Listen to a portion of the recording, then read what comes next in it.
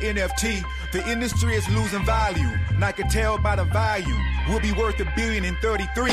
Mona Lisa even said fuck the masses. Even raccoons follow anything that lead to trashes. Backyard brawls got you scared, so nigga pack your bras and try not to slam the back door. Pause. Ever since I was a little kid, I knew my calling. It was troublesome. I used to walk to school and walking through the streets of the shadow of death. I didn't have any fear, even though niggas would shoot you through your cashmere. I stood up for my principles and got suspended for fighting by principles and living right like I'm supposed to. Never follow stupid niggas. I was too busy escaping the system I was told to prove to. There is a sacrifice that everybody pay. Whoever got anointed, it be loneliness sometimes. Yeah. The industry is over, the industry is over. The underground is king now, the industry is over. There's a new MC out here that sizzle like a soda. The industry became real flat like imitation cola. He got that buffalo attack, but he ain't from Dakota. He put that bully on his back, his chips is on his shoulder. He's like a Timberwolf, but nigga not from Minnesota. You spend $1 million to bluff him like you doing poker. Long live the king, long live the king. Reparations on the ballot, let freedom ring. Long live the king, long live the king. Reparations on the ballot, let freedom ring. Long live the king, long live the king. Reparations on the ballot, let freedom ring. Long live the king.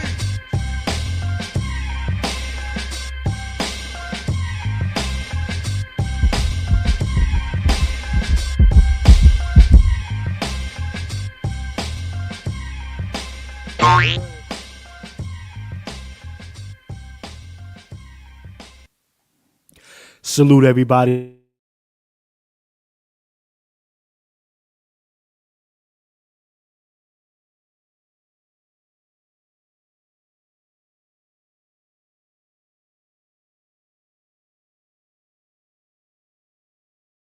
Salute, salute, salute, salute, family. Salute, salute, salute. I have been extremely busy, y'all. Can't even hold nobody. The brothers been busy themselves, man, but we just really been collectivizing and getting our minds right. I know I have particularly, so I can't really say that, but I'm sure the brothers are going to tap in. They got some stuff they want to share with you, and I will definitely share with you, of course, myself, some of the things that Chef C has planned to roll out, or at least the directions I'm going in this year. But I want to thank everybody for checking in with us, man. Of course, if you didn't know, this program is brought to you by Bloodline Films in collaboration with LWF Training, of course, ladies and gentlemen, to get you right here as usual. Salute to everybody that's coming in. Yes, indeed, it has been a while. Let me see if I can turn my volume up, Chef. Okay. Let me see if I can get my volume where I need to get it. I haven't been playing with the sticks at all. Pause. For a minute, man. It's been a very, very busy season. But I will see if I can make the adjustment. Nevertheless, let me get to this commercial real quick, y'all. Salute to everybody that's in here with us. Salute, salute, salute. Stack you hard, fool.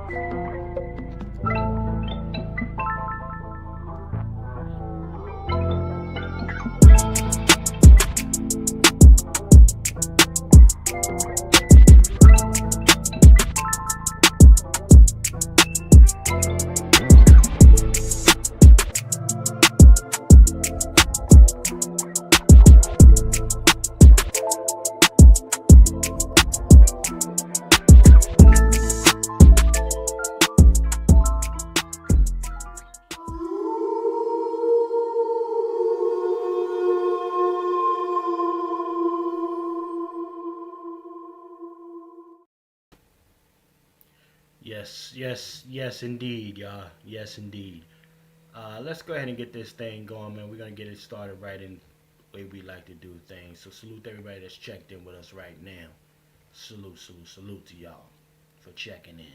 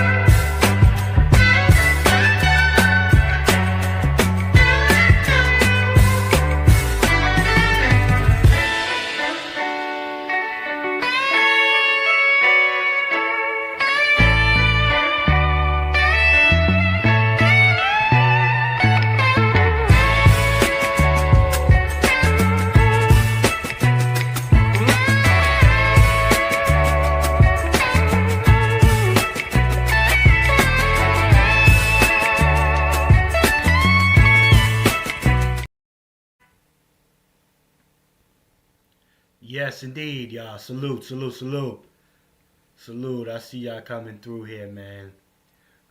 It has been a while. We've been, well, particularly myself, I've been running around like a crazy man. But 2025, the question is, what do we learn, right? What did we learn? And I would say for me, what have I missed? I haven't broadcast in quite some time, but salute to everybody that's coming through. I'm gonna salute to our brother Black Laren for checking in, man. It's good to see you, player. Definitely, it's good to see you coming through and hollering at us right now. Salute, brother Black Laren. Of course, we got my brother Q from Let's Talk 2 coming in here. I'm definitely gonna crank it up. But it's been a while, ladies and gentlemen. But again, also keep in mind that the program, as I mentioned, brought to you by Bloodline Films. Ladies and gentlemen, Bloodline Films in collaboration with LWF Training. Ladies and gentlemen. Alright. So now let's get to this thing here. I'm gonna bring my brother Q in, man, because I ain't touched base with him in a minute. Okay? So let's get brother Q in the building. Brother Q, man, how you been, sir? Let me holler at brother Q. Oh, Yes, salute, sir. salute, Yes, sir. Yes, salute. sir. I'm happy to be really excited for this conversation. Really, like you said, we haven't missed anything. We just haven't talked about it. Sometimes the lesson is to just sit back and watch and really, really take in what we're seeing um, in dealing with our communities. And, a lot of people, I've learned specifically, a lot of people are emotionally, spiritually, physically, financially unhinged. And, you're seeing a lot of the crash outs, seeing a lot of people that we thought that were stable, that they're not stable. And we seeing because we're holding our own water and not holding nobody else's water individually and as a collective for the majority, people are waking up to the cosplay of Black Americans. Mm. And it's really, really having a trickle down effect. We're gonna discuss that. I'm quite sure you got some things in the kitchen in that back cabinet you done bought out. So Yes, indeed. Yes, indeed. Brother Q, man, it's good to see you, man. I have been peeping some of your broadcasts on the low. I've been out of the, I have been out of the circle with touch, but listen, when you gotta go get that chicken, you got to get that chicken, hey goddamn. chef, Okay? Yes, I sir. just wanted to just let you know before we start. I am really in a bad place. I got a text from this gentleman that's on the screen, and I really felt bad because I didn't send him no salutations, nothing for his birthday. And I felt like I deserved lashes for that. Because if anything, when we are not able to do a broadcast within our group text, we do show each other love, check on each other. And I was totally out of pocket. So may you forgive me, Chef C. May the community forgive me. And first and foremost, may Brother Lone Wolf forgive me. Right, right, right. But please forgive us, the brother Wolf, ladies and gentlemen. Hold on, excuse me. You guys are forgiven always. Yes, indeed. Ladies and gentlemen, the Wolf is in the building.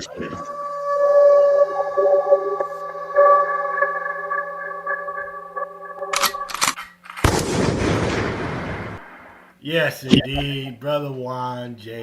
Johnson, sir. How are you this afternoon, sir? Man, I'm doing great, man. I'm just so glad to be in the land of the living. I'm so glad to be able to have my faculties working. I'm glad I got peace all around me. Um, and I just celebrated my number 57. So I'm good, brother. I'm having. I mean, look, man. I think Chef, you asked me the question. the other day, what would I change? And I said I wouldn't change nothing because I'm a good person. Um, if anything changed, I wouldn't be the person I am today. So no, I'm in a good place, good space. I want the best for everybody. Um, Again, I'm doing good. I don't have no complaints. Uh, but I will say this: I haven't kept up with the news per se, so certain things I'm going to be able to speak on because I pivoted, trying to do some other things right now. But I do look forward to the conversation, though. What I can speak on, I'll speak on. What I can't. But I am about to stream to my viewers too, and it's good to be back, brothers. It's really good to be back. I'm looking forward to the conversation, though. I am. Well, I gotta say this, man. Shout out to Brother Q.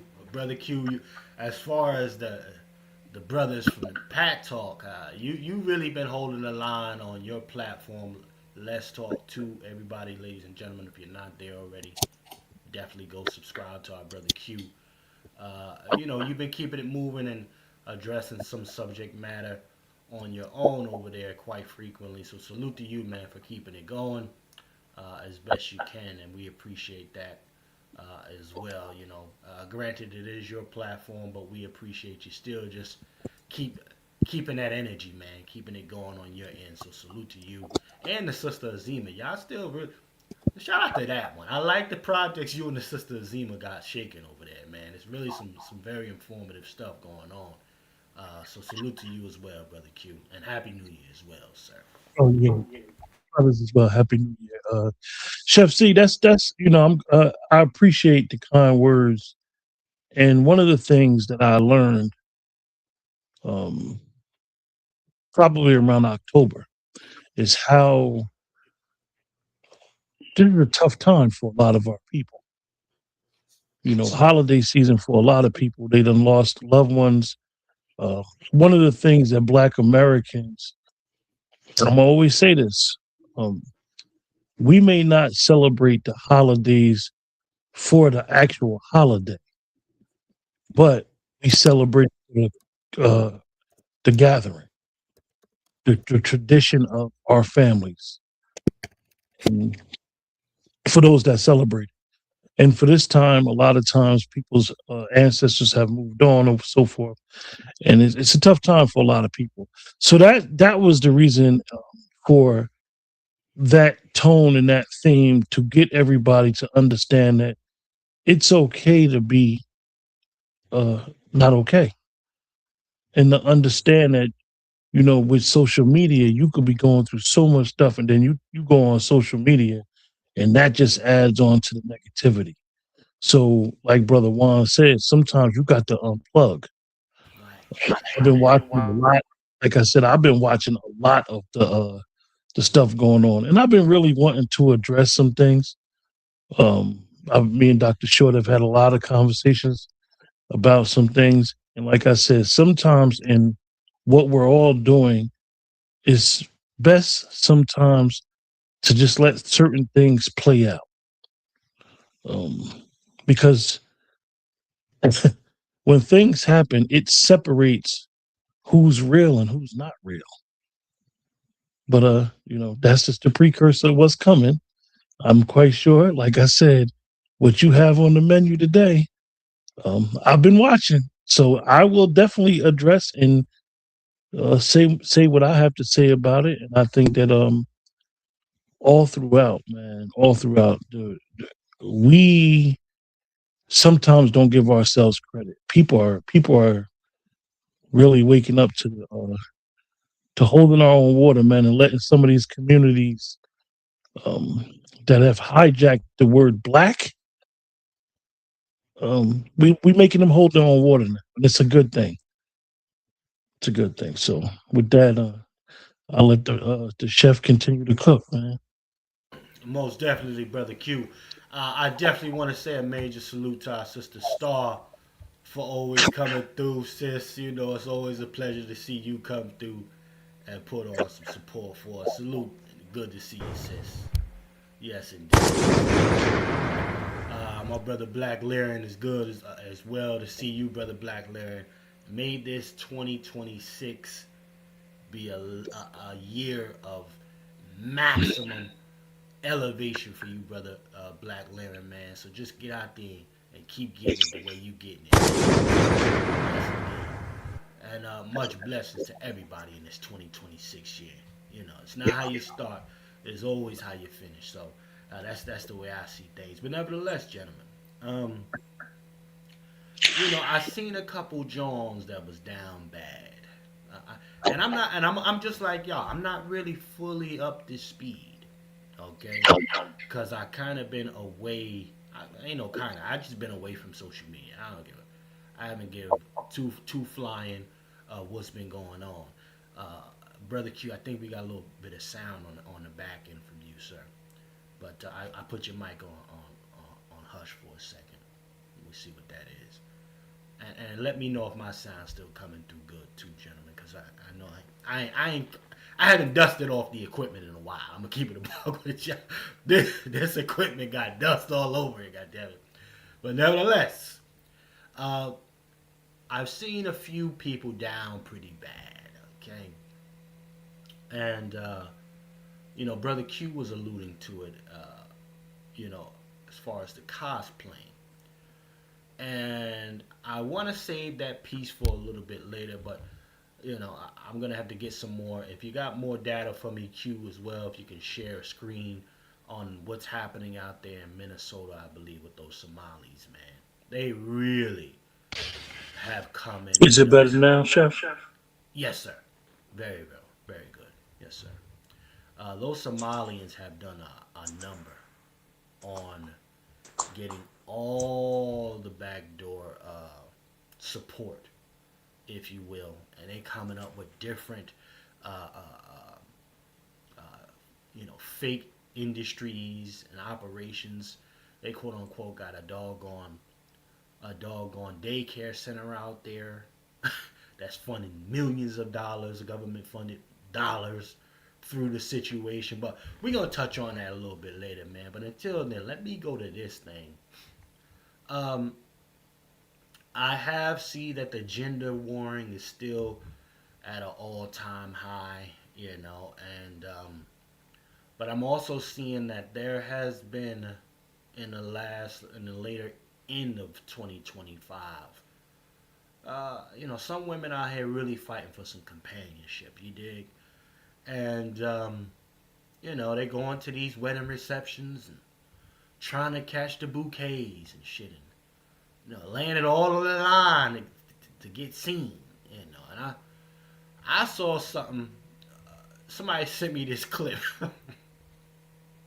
and this lady, oh shit, this lady was at a wedding, y'all. Now I'm not laughing at her. I'm just like, God damn, chasing a career and has done a lot of women pretty bad. Chasing a career over, family, the prioritization of family, has done a lot of shorties bad. And they get into their 50s, get into their 50s, 60s, not having had, prioritize that family situation. The single independent lady has had a hard time in the latter months of 2025, Now she's getting this slow wake up call, and I'm wishing the shorties the best, man. I guess it's never how you start, it's how you finish, and that's why I wanted to say that, right? It's never how you start, it's how you finish. And this shorty, she's reaching out to get her bouquet at this wedding reception, y'all. So I'm gonna share this with the family. I'm gonna share this one with y'all, and y'all check this out. The thing that bugged me out a little bit was that the lady right here on the screen, she was rolling on her, peeping. I'm like, God damn, shorty laid it all the way out. Let me see if I can get the screen zoomed in a little touch here. Peep this shit. Let me see if I can get this all in here. Let's see if I can get this screen zoomed in. Okay. Now they're at the wedding reception. Bunch of sisters out here. Single, independent, probably a part of a couple sororities. Shorty said, I'm gonna get this bouquet. My husband is on the way. Okay? Let's peep this. Dang. You ain't right. This chick right here laughing ain't shit. She ain't shit for that. You supposed to be all cold. Look at this shorty. You ain't right. Look at this though. Throw that bouquet. Now this one, the bride set the shorty up for the L though. The bride could have threw this thing up way better than what she did. Okay? Let's peep this. That was a shitty throw. Shorty went out there, got Shorty went out there. The wig came off. Oh shit. That's why she crying, yo, cause the wig came the fuck off. She tried to do the football catch, and the wig dropped smooth down. Let me show y'all this shit again. She went for hers though. Sometimes you gonna lose you gonna lose some shit when you trying to go get yours. She lost her wig in this case. You gonna lose some shit when you really trying to get out there and get it. Look. Yeah, look. Go get that bouquet. You know, lay it on the line. The wig came off. Look at that shit. God damn. Oh shit. That's what, hey. But sometimes, look, I'm saying, look, Fairly, in 2025, if you're not going for it, God damn it, if you're not willing to lay it all out there to get yours, you playing. God damn it. You playing. And you're going to lose some people on the way up. That's it. On the way up, you're going to lose some people, some things. She lost her wig in this case. The wig fell smooth off. Look at this wig. And she came up looking like a braided predator. Look at her. She look predator. Look at the shit braided. Hairline is crazy. Everything crazy on that boy. Oh shit. Everything crazy on that motherfucker. God damn it. You know?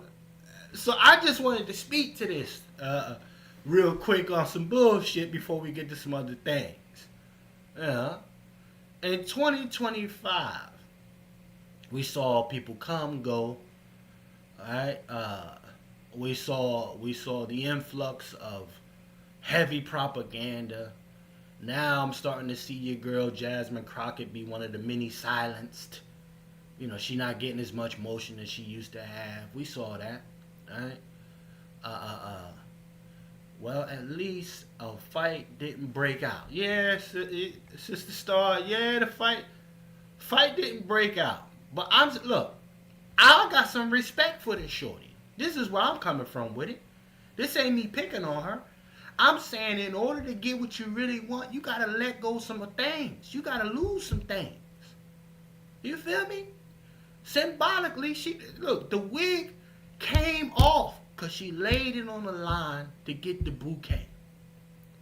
She believes that husband is coming. And she got to meet that man where he at. Even if it's just falling on the ground, losing your wig over it. Even if you lose your wig, you got to... Hold on, pardon. Even if you lose your wig to level up, that's a small price to pay, ladies and gentlemen. Good? Yeah. So that's the kind of energy I'm coming in with 2026. Okay? If I got to lose a couple things or people in 2026, quote unquote, lose, nah, it's just a level up. Shout out to our brother Wolf. He said he's pivoting this year. Okay? So y'all be on the lookout for how our brother Wolf pivots this year and what kind of content or material he's putting out. You know, you want to be better than what you was a year ago, you got to do some different things. You got to adjust some things.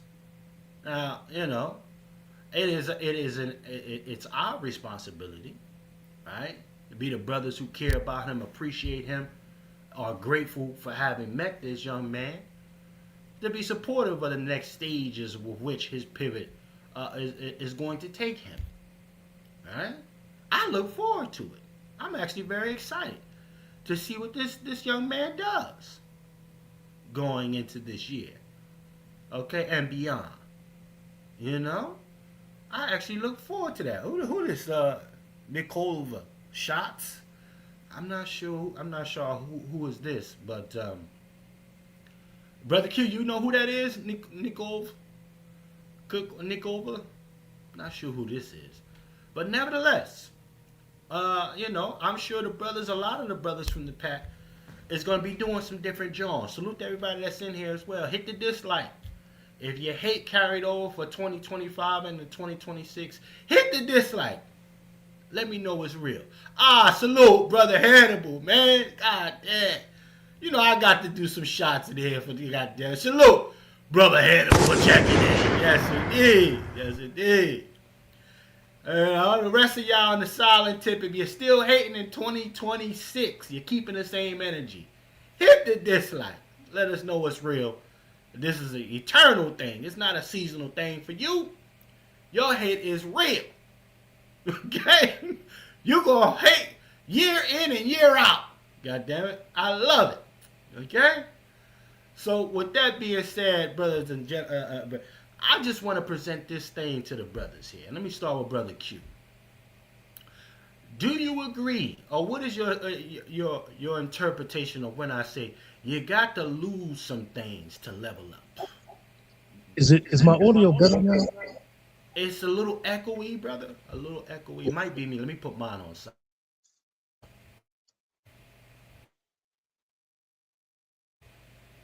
Yeah,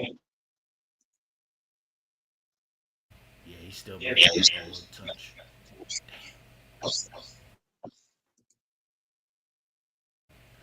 Now, Let me give you a moment, brother Q, and then we gonna go to Wolf, and we'll come back to you because there's definitely an echo and it's like a distortion. It's like a distortion. It's like a distortion. Brother Wolf, you got the floor. You got the floor, sir. It could be me. Let me see. It could be me. It could be me. But when I say to you, brother, when I say to everybody, you got to lose. You got to lose to level up. What is your interpretation of that statement? Can you hear me? Loud and clear. Is there echo? No. So I think that when you're talking about losing things, I think that there comes a time when you elevate that you have to uh, drop some things off. Some things can't go with you to your next level, your next assignment. And it's not a bad thing or a good thing. It's just an observation. I warn people. I try to caution people that when they're going up and they've been elevated, don't get mad at the thing that you're that you're leaving behind. You don't have to uh, create a situation or have some type of a friction because you're going up. Just go up. You know what I'm saying? Some people think they have to uh, uh, turn or be mean or nasty or whatever the case be because they're going up. Nah, just go up. Just go up.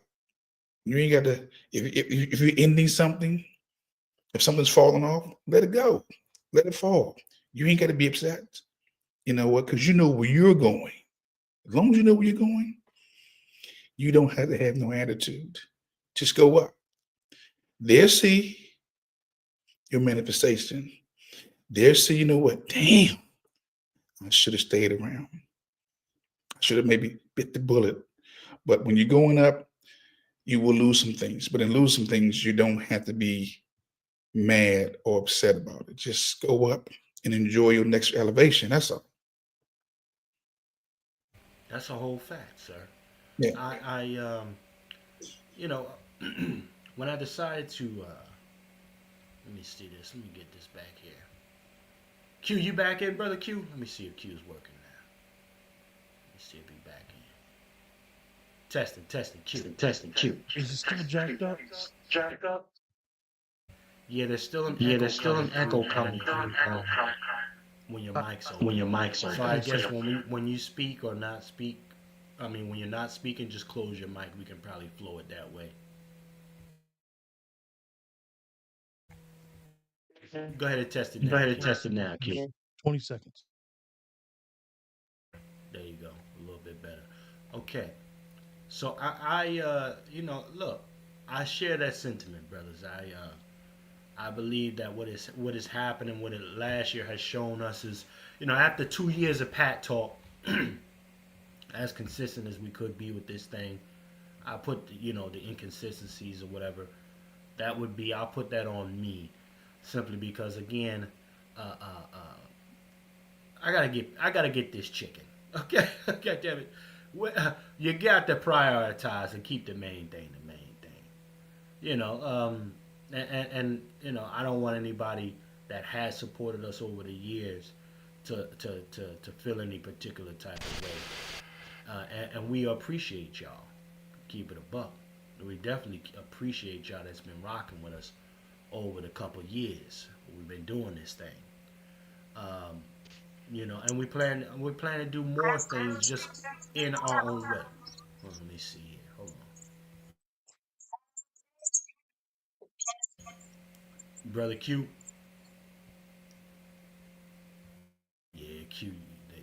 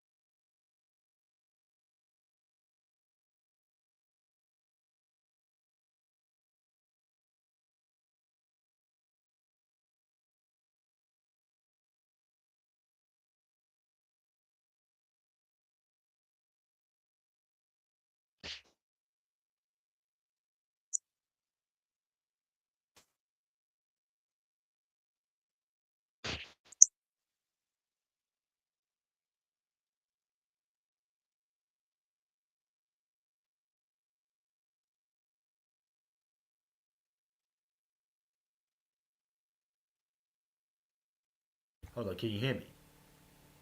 There we go.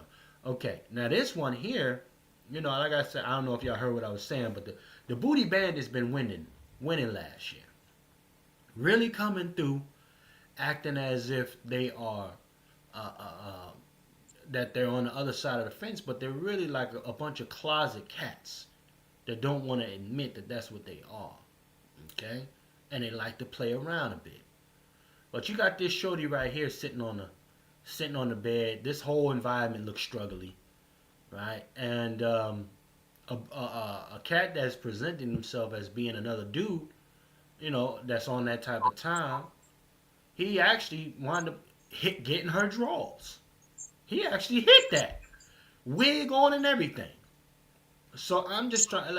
We're gonna go ahead and play this, brother Q. You there? Oh shit, it's really bad, Q. Yeah, Q, I can't hear you, bro.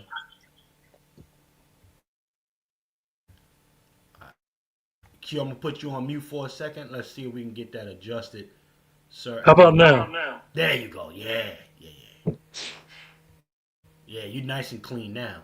With Good money. there we go. Fantastic. Okay, okay. So check it out. Q, what is your I had asked brother Wolf a question before, right?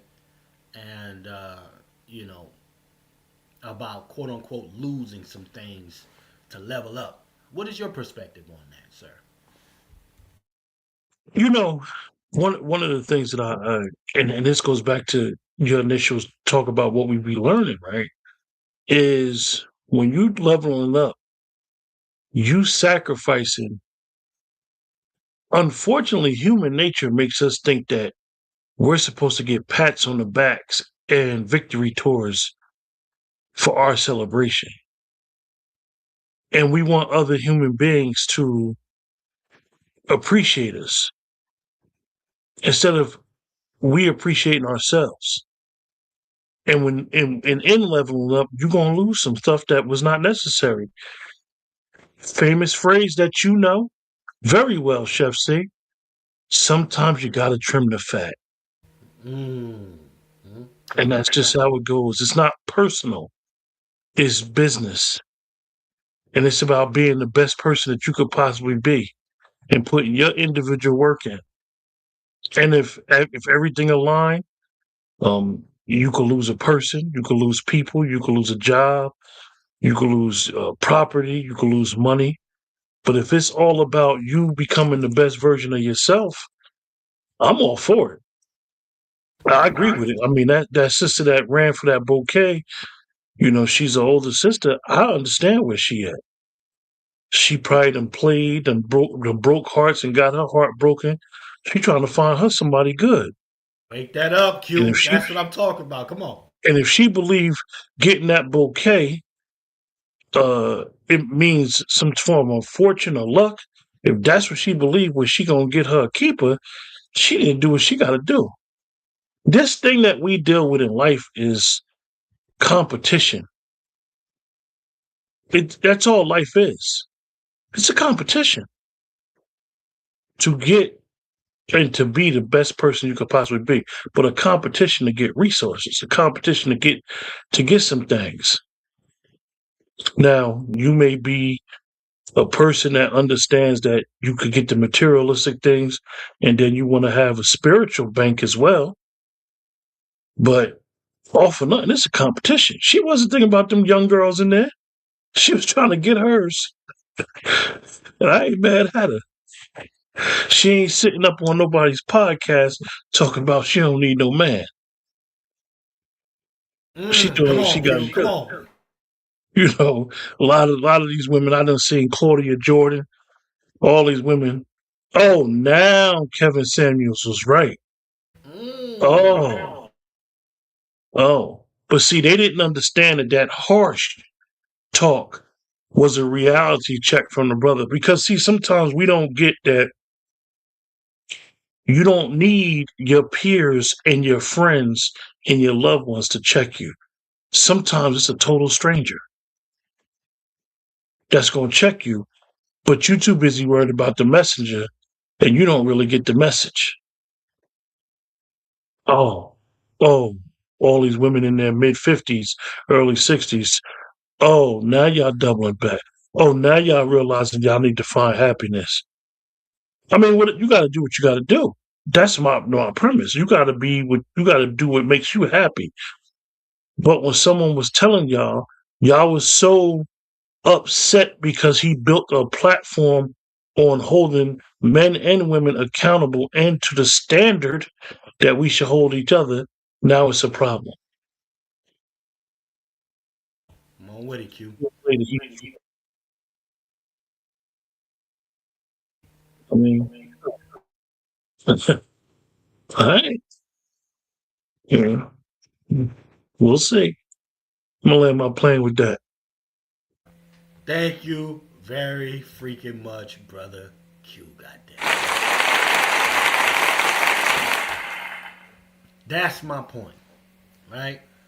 Now, yeah, I'm got my little Snickers and ha ha ha with the, with the shit with the girl, sliding. But I got a lot of respect for shorties to say, you know what? Even at my later age, it ain't too late for me to have some real happiness. I just gotta get out of my way, right? I gotta get out of my way, off my bullshit, in order to go get it. A lot of times, and she, it may have taken her up until 57 to say, goddamn, I blocked a lot of my own blessings. I blocked a lot of my own blessings for bullshit. Now I'm by myself. And shit, if me catching this guy, going all out for this goddamn bouquet, I might lose a wig in front of all of y'all. I might lose this goddamn wig in front of all of y'all. But I'm going for mine. She get my respect. You feel you? I mean, look, she get my goddamn respect, okay? And she might find her somebody, cause look, a dude might have saw that clip and got impressed by her, like, damn, she ready to really ride for real. She might not be able to have no kids with me, cause she's later in the age, but this is a rider. I'd rather take this over one of them other Jones I'd rather take her because I know she gonna be all the way down for me. And men, real men, ultimately look for peace and loyalty, respect above all things. That lady is ready to respect somebody. I just hope that she don't, and the case for her, I hope that now that she has exhibited that she's prepared and ready to go that way, that she actually stumble across the right kind of cat. You feel me? That like she actually, manifest the right dude that's ready to appreciate where she is in her mind and in her spirit. That's the difference. That's the, yeah, in the Pat Talk, we look out for men and whatever it is, but we also believe in quality women as well, and they have a place in our heart too. They deserve good shit, and that kind of display. She got respect from me.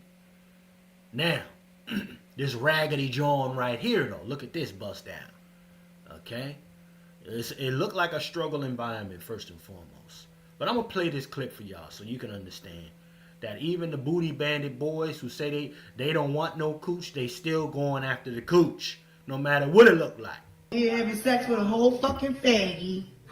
I don't mean like that, but you said you are a she. You said your pronoun was she. Right? When I asked you what your fucking pronoun was, you said she. Didn't you? When I asked you what your fucking pronoun was, you said she. Didn't you? Didn't you, Devin?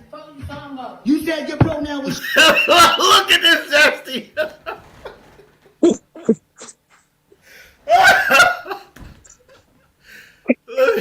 Look at Shim. Look at her. Look at she.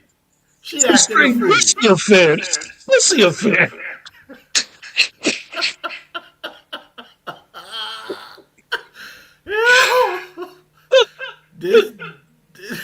This is where it's at, y'all. This is where it's at. Them motherfuckers, man, look. You gotta understand that a lot of people are You trying to make Bussy a boy. Right. And a lot of people are sick. A lot of people are sick and they're curious too. Okay? And what has happened with the population of our people right now? One, we've gotten shamed from even talking about the disagreement with this kind of lifestyle, right? Some people can see some monetary stumbles or setbacks because you decide to speak out against this kind of stuff.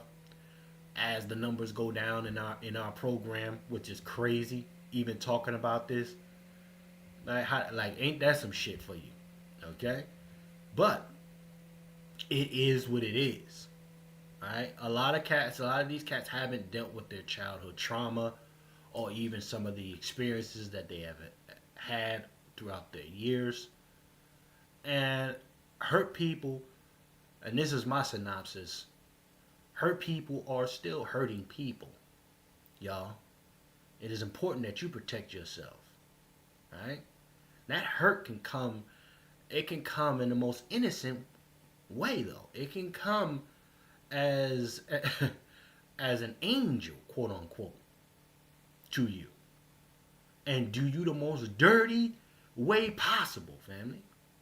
Straight like that. It is more important now than it has ever been, as far as I'm concerned, to use true discernment if you out here in these streets. Okay?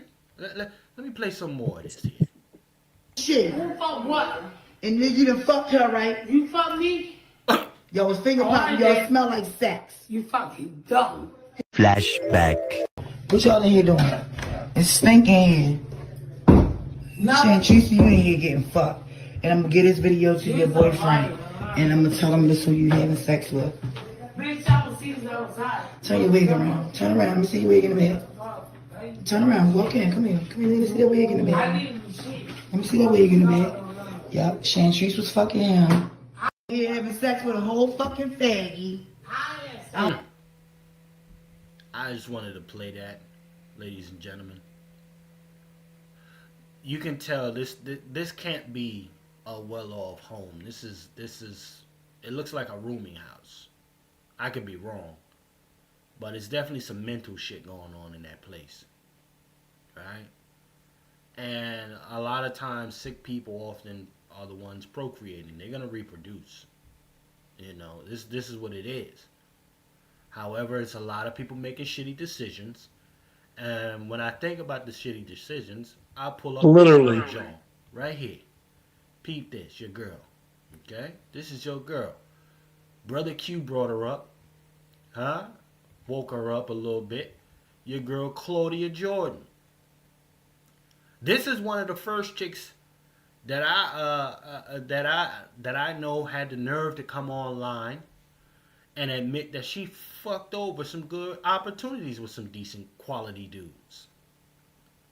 I can respect her, even though I think she's still a bust down. I can respect her for standing on that. I put some respect on it. All right. A lot of, she's about to tell us all the reasons she thought it made sense to just keep it moving and moving. And now she looking back on her life like, God damn. Let's go ahead and play this right here. Fair use. You think that when you're ready to settle down, that there's always going to be a lot of supply in the shelves, and it's not.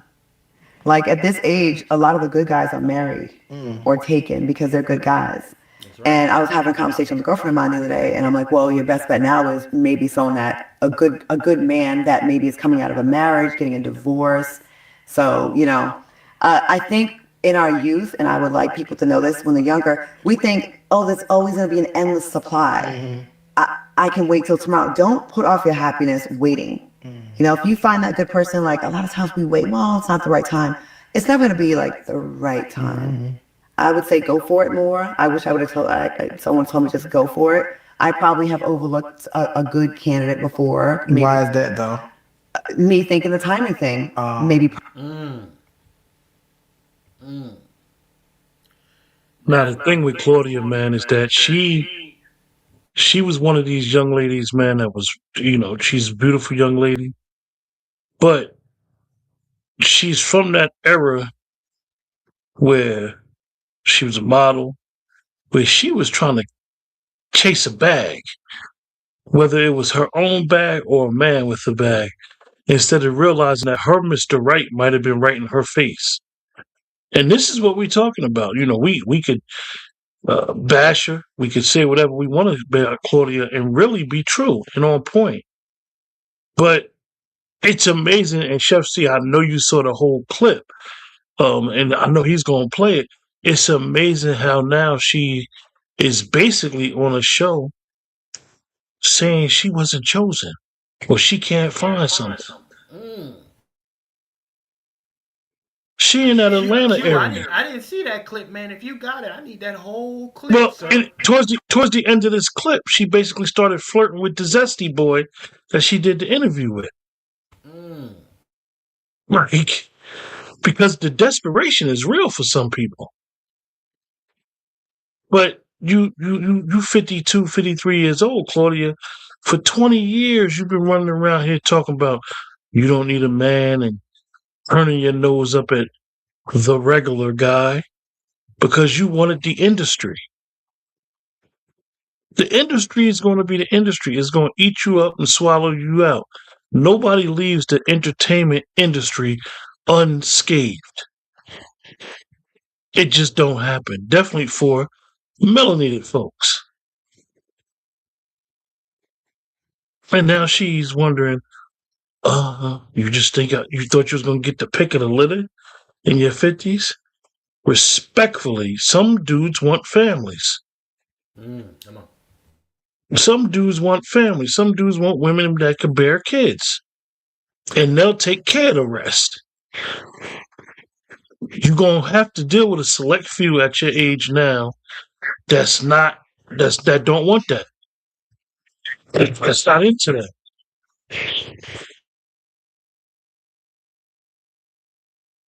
Well, I tell you what, man. I'm looking at this situation and I say to myself, uh, even if she fumbled, right? I respect the fact that she's not letting the message of constantly still staying single uh, reverberate around the internet streets. Yeah, she was one of the bad Jones back in the day. A lot of people liked her, and she definitely chose the industry over family. She definitely did that.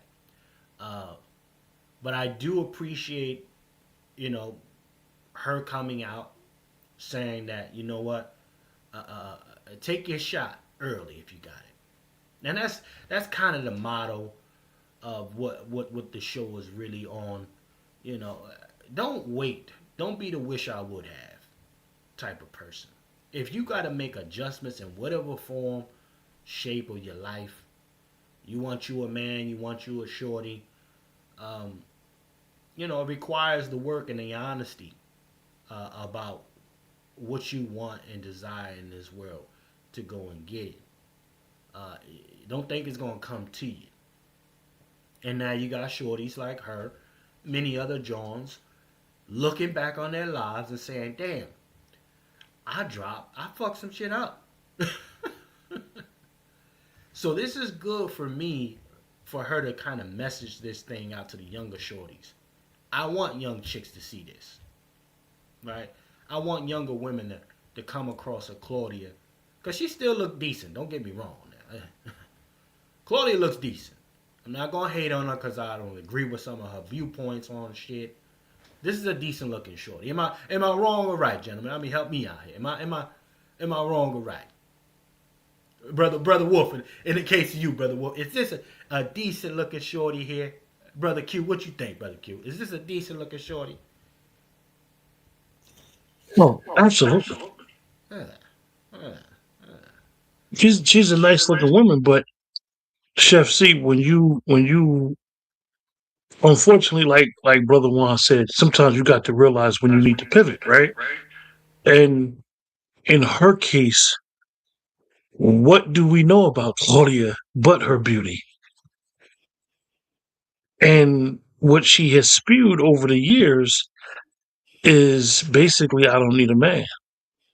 And now in this video, she's having her watershed moment that she just don't got the choices that she can make no more, or the variety of choices, right? Can she deal with a quote unquote regular guy? Because the industry don't check for older women. That's just how it goes. Unless they're young men, really young men, like Cher and her boyfriend type young. right. I mean, it's good that she's giving back and understanding where she's at now, and really trying to, maybe she's trying to get the younger women to know, but you know, we got to be honest, man. Sometimes you make decisions and choices in life that you can't recover, you can't pivot from. Like I said, majority of men in their 40s, early 50s who don't got children yet, they want children. They want a family. And then, for some of us in our 50s, 60s, we done, probably got divorced.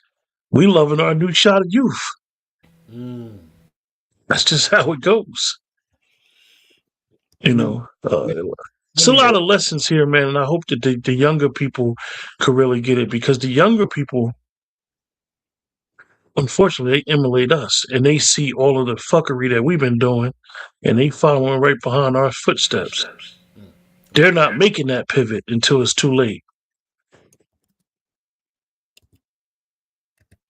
Well, I Yeah. appreciate that, Brother let me Q. I let me mean, add my yeah, million go dollar. ahead, Brother Wolf. I think Brother Wolf, is it me, Q? His mic a little low? Yeah, it's not coming all the way in through. Can you hear me now? Can you hear me? Loud and clear. So there Yeah. you go. You got the flow. All right. So I'm going to add some context to her beauty, because that's the problem. There's too many beautiful women that don't fear God. Here we go. Come on. See, Can we have a scripture to go along with this, sir? I got to have a scripture, like a Okay, nice. yes, sir. Yes, sir. Proverbs 31:30 says this: charm is deceit, and beauty is fleeting. but a woman who fears God is to be praised. We get a lot of beautiful women out here. I'm talking about beautiful, stunners. They stop traffic.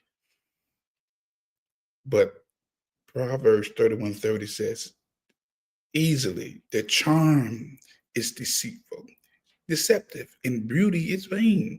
You're not going to always have the beauty. But what makes you stand out above everybody else is your love for God. We get a lot of beautiful sisters out here. But when they start talking, it turns you off. There's nothing worse than a masculine and beautiful sister. Nothing worse than that. That's a full fact. Okay? Don't no man want to be in a relationship with another man, heterosexual man. I want somebody feminine. And just because you're cute and you're beautiful, that don't mean you're feminine. I've seen the video. I've heard her speak. She gives us a lot of masculinity. Come on. Go back and see the whole thing. I don't take away from her winning Miss Rhode Island a couple of times. Oh, she's a beauty queen, hands down. Beautiful. But do you love God? Correction. Do you love the scriptures? Because everybody loves God, but they don't like the scriptures. I know a lot of beautiful sisters who just don't like the scriptures, but they love it. Well, hold on, Wolf. Hold on, Wolf. Go ahead. Real quick, salute to our brother Nico for checking in. Good to see you, brother Nico. Yes, indeed, brother Nico. Good to see you, man. Checking in, brother. Salute. Brother Wolf, hold on now. What do you say to those who say the heathens are in the church, though? They got all the scriptures. They can recite all the scriptures for you. Beautiful. Yeah, but You see? quoting scriptures and loving God is two different things. See, the true love is the word in my heart that I won't sin against my God. You know what I'm saying? With God. With God. Yeah. Yeah. Yeah, it's a lot of beautiful sisters in the church. And some of these same beautiful sisters have been the advocates of degenerate behavior. We saw that firsthand in the election. Beautiful sisters saying, kill the babies. What? Abortions. Promoting weird lifestyles. Huh? Do we really want to have this conversation? She's like, I will step over that carcass. Hold on. Hold on. The wolf, so the carcass stepping wolf has come into 2026 too? I thought he was going to be in 2025 only. Well, since you don't brought out so much debauchery, I gotta flip it now. My body, my choice. Right, come on. My money, my choice. You know, so I mean, Claudia Jones, I watched the Joe video. She was an icon. Just like a couple, Janet Jackson and what's that girl from BET? You used to watch, it was a reporter. I mean, it was some beautiful sisters, man, who we all loved and appreciated, wanted our shot. But they chased the bag. And I don't have no sympathy or empathy for the ones who chase the bag and don't get the man. You made your decision. Live with it. That's just me. Call me hard. I'll take that. Okay. But in this culture, if you're going to be a bag chaser, you're going to make a decision. Bag chaser, or you're going to raise a family. When you choose to chase the bag, don't be upset that you don't get the family. because you chose the bag. The beauty about choice is you have a choice. So I don't feel no empathy or sympathy for her. You lost it. And she's not a role model from my perspective, because now she's in her 50s and she's admitted to saying, I missed out on the good guys. You should, and now she's saying, if you're young, you need to get that guy when you're young. Yeah, well, you like maybe 30 years late with that message. 30 years, because she's 52. So I salute her, beauty, but you know what? I'll step over that carcass. Look, there's a study showing a rise in older women getting with younger men and having children because of the advancements in science, sir. It's confusion. Elaborate, sir. Look, when the woman is older, right? And the young man is younger, it's like a role reversal. Is that young man, is that older woman going to take that young man's lead? Or she feel like she can coach him up? This ain't about coaching him up. Is the woman going to listen to that young man? No, she's not. She may, in theory, she may listen to him, but in practice, I'm older than you. I know what I'm talking about. You can't tell me nothing. You just assume your role. And again, so now let me say this, because I want to be very clear. What people are doing in the culture, that's acceptable. But when you come into your belief system, you get a whole different lens. Come on. Whole different lens. I'm not seeing a whole lot of older men like myself chasing older women. We don't do that. Some do, but most don't. Okay? Because at the end of the day, you're not going to look at me and exert your authority over me or your age. That ain't happening on my watch. I don't run from masculinity or the patriarch. I run to it. And any woman that come under me, you come under what I'm saying. You're not just getting my protection. No more. You're not just getting my provisions. You're getting my instructions first. Okay. No instructions. Brother Juan. Yes, sir. Let me. Pardon me for cutting you off. Let me ask you a question. Why is instruction important first? Instructions is important because, there's a passage in the scriptures. I think it's Genesis 18, when God told Abraham, do I hide the thing I want to do for him? Seeing he's going to be a mighty man in the earth, seeing he's going to give instructions to his household and his children in the fear and the admonition of the Lord.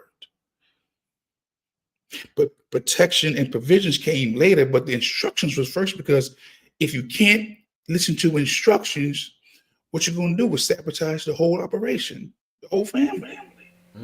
It protects something I can't instruct.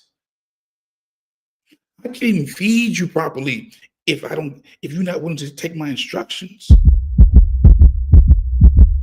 Problems is we've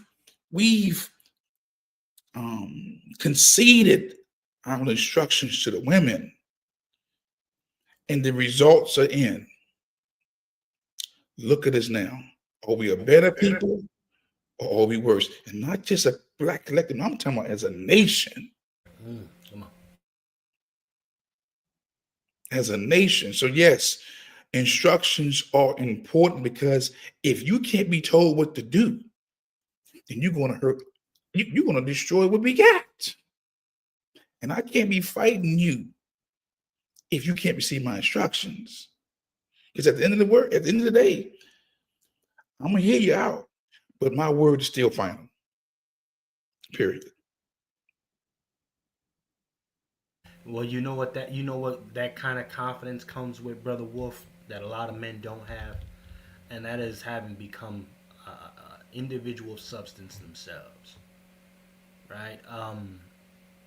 So, being okay with taking uh, orders, that's the only way I can call it, orders from a woman, uh, is a closet projection of their insecurities because you haven't done anything with yourself as a man. You haven't gotten enough W's as a man for yourself.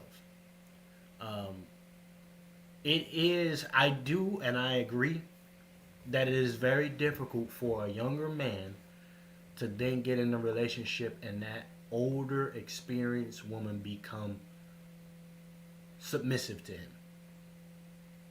She has lived, she is more exposed, and in her mind, regardless of how feminine she wants to present herself, she believes she is the dominant in that union there.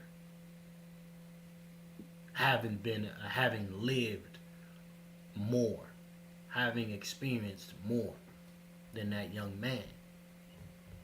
Yeah, she's gonna appreciate that brother for his physical, right? Wherever he is, his physical and him being, in some regard, just a man. But she can't fully surrender to that guy. She can't. she and those relationships, I just find it very hard, especially when you start getting into a 15-year gap. Right? For me, 15 years and more, she's trying to groom you now, or just have your energy around because she likes men energy around her, but she doesn't want to feel like a hoe, so she's settling for one guy and putting a title on you to justify the company. That's what I'm finding a lot of these shorties doing now too. And especially, we can't forget, like, listen, a chick at a certain age, or even just humans, period, not even just women, that person gets stuck in their way. Okay? There ain't too many things you can tell that person at a certain age. Okay? I don't know about how flexible this person is trying to present themselves to be, or understanding. No, it ain't gonna work. It ain't gonna work. But of course, you're gonna have the some but not all authorities coming through and saying, "Well, I seen one where I seen them make it happen." Shut up. You don't reflect the majority. That's not the outcome. Okay? For everybody. That's not the lived experience for everyone. We got to cut this shit out. Men are retiring total masculinity for security. Oftentimes, mom issues. Right? Whatever little cleanup that they can get through this woman that they're with, it is something that they wish they had gotten from their mom. They got a lot of these brothers got mom issues, or we're dealing with a fetish relationship existence too. Okay, older chick wants to feel like she's still young, while the younger cat want to feel like he hitting a lick because he body bagging and blowing out the back of an older chick. These are fetish relations. Okay? This is a fetish relationship. Okay? A fetish union. So, again, God bless any of those who can actually make it work. And that, I noticed that there's a fight or flight mentality with females too. It's about survival too. Okay, oftentimes they go back to that survival thing, and then you got a bunch of stray dog dudes out here. Stray dogs trying to find a home. Bunch of couch jumpers too. You going from couch to couch, my boy. Now salute to you. Salute to you if you're hitting a link. Whatever it is, man. Get yours, goddammit, okay? Shit. 2026. Get what you gotta get, goddammit. Okay? But don't parade it around like y'all on some real shit here. Okay? This is not a real thing. This is a fiasco. But let me play some more of your girl Claudia. Let's bring this thing home. Shout out to Claudia. Prioritizing career. I definitely was always like work, work, work, work, work. I never thought I had like the enough cushion built up to like relax and take my foot off the gas and start a family. And then that just go on and on and on, and then you be 100 years old Still working. Now, see, let me say this, gentlemen, and anybody that's tapped in. Also, man, you like to support the broadcast. Definitely hit the Cash App to sponsor the broadcast. We are past the 1 hour mark. Normally, I go into my joint and see if Cass is putting on. If you'd like to become a sponsor of the broadcast, do so. $ FTS49, ladies and gentlemen. Okay? Now, where Claudia lost me in this particular clip, y'all, is the end, what she said. That tells me her motive for even wanting to get into a union now. What Claudia just admitted, and I think it might have went over some of y'all head. Claudia just admitted that, yeah, she prioritized the industry, but she didn't really set up no cushion for her later years. Right? And how I got that was by her saying, I'm older and I'm still working. She wants to become a dependent now. Huh? She wants to sit down now. And a man is supposed to provide that for her. After she had been single, independent, don't need no man, ain't nobody could tell her shit for all these years. All right. She wants to be a permanent farm trophy. Right. Right. It don't work like that at 52. Well, so I think the bigger discussion is this. If we allow the 50-year-olds to speak like this to the next generation, then we don't have procreation. Come on. Because Claudia, the scripture, God, whoever you believe, in all these religious societies, institutions, they're always saying that we're here to be fruitful, multiply, and replenish the earth. That was not a suggestion. That was a command that man and woman would be fruitful and multiply and replenish. And when you chase the bag, you're going up against the first law of the universe, to be fruitful, multiply, and replenish. Like I said, there are a lot of people who love God, but they don't like his word. Claudia and all those who chose the bag and not to be fruitful and multiply and replenish, you're going up against the scriptures.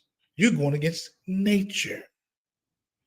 What she is saying is factual, but also it's not natural. And think about this.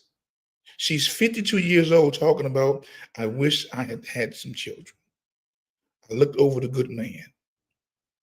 If all our women decide to wait at 50 years old and have this revelation, there will be no procreation. There will be no multiplication. There will be no replenishing the land. will be a dying community. And I'm seeing that that's the direction they're going with this. Backdoor eugenics. Come on. Oh, right. Was that Negro? So I'm just saying. Backdoor eugenics. Yeah, Backdoor eugenics. And our culture fell for it. Our community fell for it. yeah. That's the bigger conversation. I don't care how cute you are. You're out of order. I don't care how beautiful you are. You're out of order. Because look at anyone who gets with me, you know we're going with the word, right? You know we're gonna get down with the word, right? You know? Uh-oh. You gonna put the scriptures down? Hey. On your back, on your chest. We're gonna do some multiplying, some replenishing.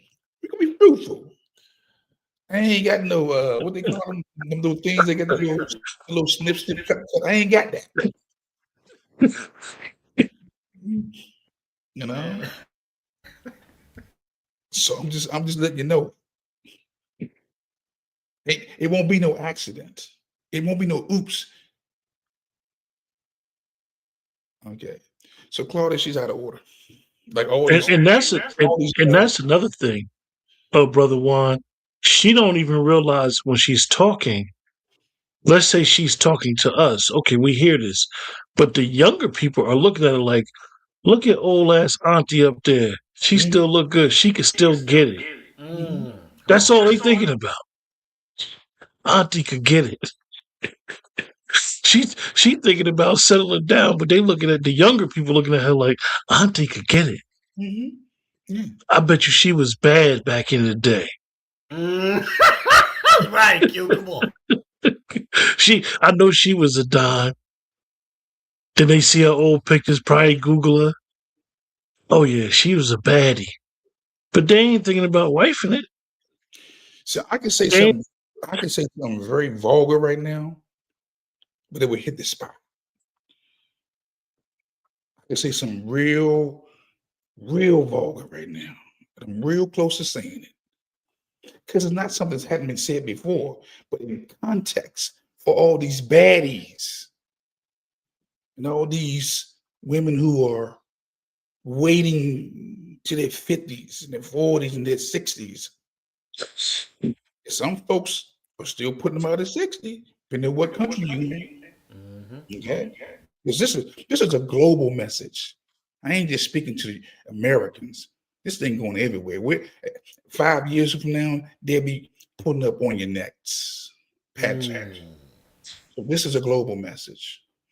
When you get that age, you can't procreate. You become a cum dumpster. Okay?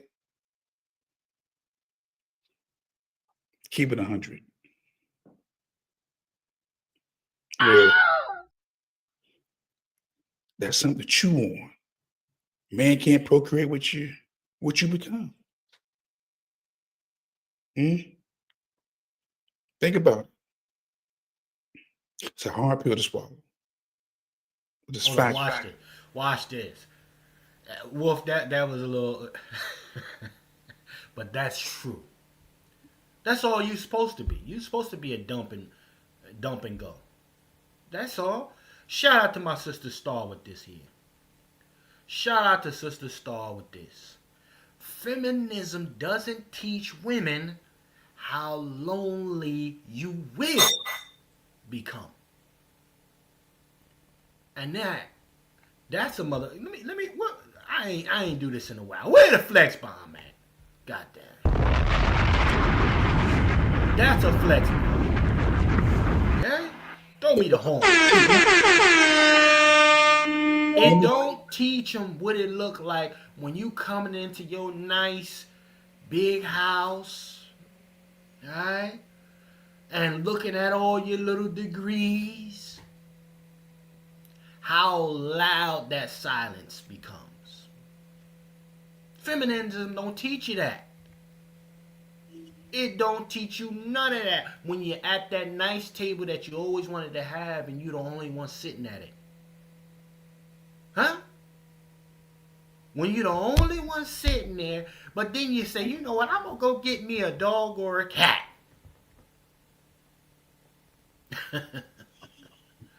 You're independent. The only noise you got in there is that dog or that cat coming up and scratching you every once in a while. And But you Doc, and you cleaning they shit up. but, but look, Come on. it still goes back to choice. When you look, I am a man of personal responsibility. No matter what nobody's doing or saying, I have a choice to make the decision or don't make the decision, to go or to come. But when you make the decision, you live with that decision. When I thought long and hard about saying that what I just said, because I know that this could be cut, snapped, and used way beyond me. And I overrode it and I said it. Okay. Because I understand the power of the spoken word. I'd rather not say nothing, but I'm gonna say it. I've said it. But again, this may be the last broadcast where I'm dealing with issues like this because my pivot it deals with spoken word, written word, living word, the power of the mind. That's where I'm going with my pivot. But because this was my last pet talks with the guys, I'll say that because you know what, it deserved to be said at this point in time. And because of the raunchiness and the disrespect in the culture or in the community or in the nation, and I'm seeing how you know the vile social media posts that people are putting out there, um, and a lot of it comes from the sisterhood, white, black, Asian, Hispanic, all of them, not just one group, all of them are saying this crazy stuff. I saw an Asian girl talk about the Claudia piece, and she was encouraging it. Diabolical. You know, but for those who are, you know, I just think people need to really, really be. When you make a choice, don't complain later on that you didn't make the right choice. Live with that choice. You know, but being 50 and not having children per se, everybody can't have them. It's not for the ones who have challenges. I know people personally, friends and family who have challenges about having children. They can't have them. So this is not for you. But for those other ones out here who can and decide, I'm not going to do it, this is for you. All of it. Your dumpsters. Mm.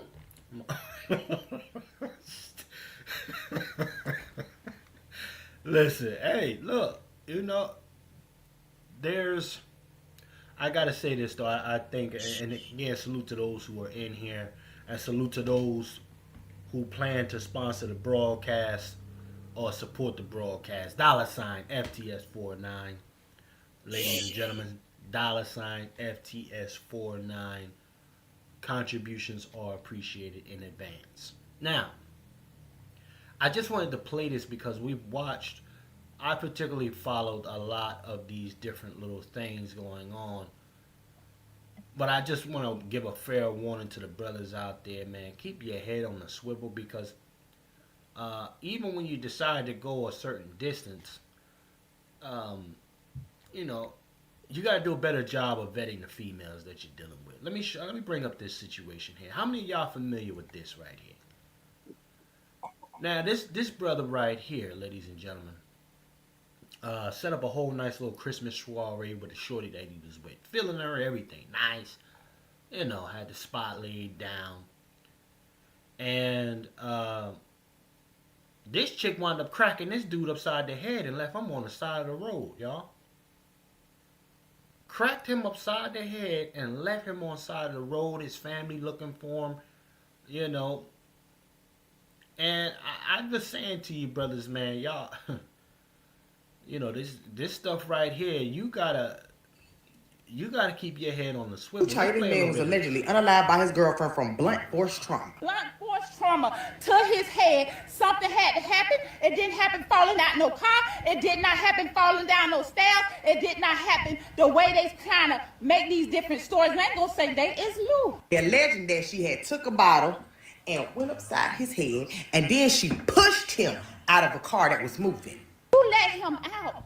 Left this man on the side of the road where he didn't know nobody at, didn't have nobody. She left him, and this is old lady.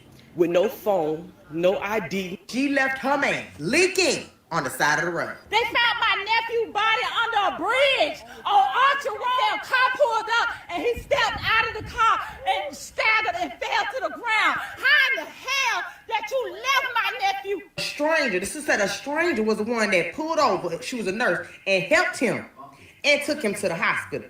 Something that bitch didn't do. If it walked like a duck, it talked like a duck, call Aflac, it's a goddamn duck. Even with a wallet, no money on nothing. He was a Jane Doe when he was in the hospital, so the family wasn't notified until they figured out who the hell he was. For him to be found and taken to the hospital under John Doe? He was just not coming back from a 5-dope night. Now look at that spread. That brother, he done went all out and laid that thing down. You know, laid it out, had it nice and spread out for the shorty. He didn't know that ho was gonna get him the hell up out of here at the end of that day. You know, it's a hell of a way to bring in your, you know, all these people had Merry Christmas and that was it. Yeah, this is why I say, man. You know, I'm you know, a lot of prayers to the brothers that's still out there in them streets, man. You know, shorties is playing for keeps. And they understand that a system is going to protect them. Okay? You play a little bit more of this, though. You crack that man and leave him on the side of the road. Ice ass got them Christmas vacation. He took her out and laid out the red carpet. Look at that. Nice spread by this brother. Look at this dude. Let me show this. Y'all see that spread on the left? Look. Got it all decked out. You know, looked like they was trying to do some kind of cabin, you know. Shout out to that young man. Yeah. Out the red carpet. Red everywhere. Red roses, wine, chocolate-filled strawberries, you name it. His aunties and his sister is calling her ass out. They said some in Florida water is fishy and it stank. If you loved him, would you really leave this man on the side of the road after you just him upside his motherfucking head, see it leaking blood and all that shit, kicked him out the car? You want to try to circle back and go get him? No, she did not. She went on and went home. And now she's sitting there talking like she's sad. No. Somebody needs to investigate. I'm going to keep y'all updated with this one. My cousin G-Boy said if a duck could pull a trunk, hook him up. Some foul play done happened to my nephew.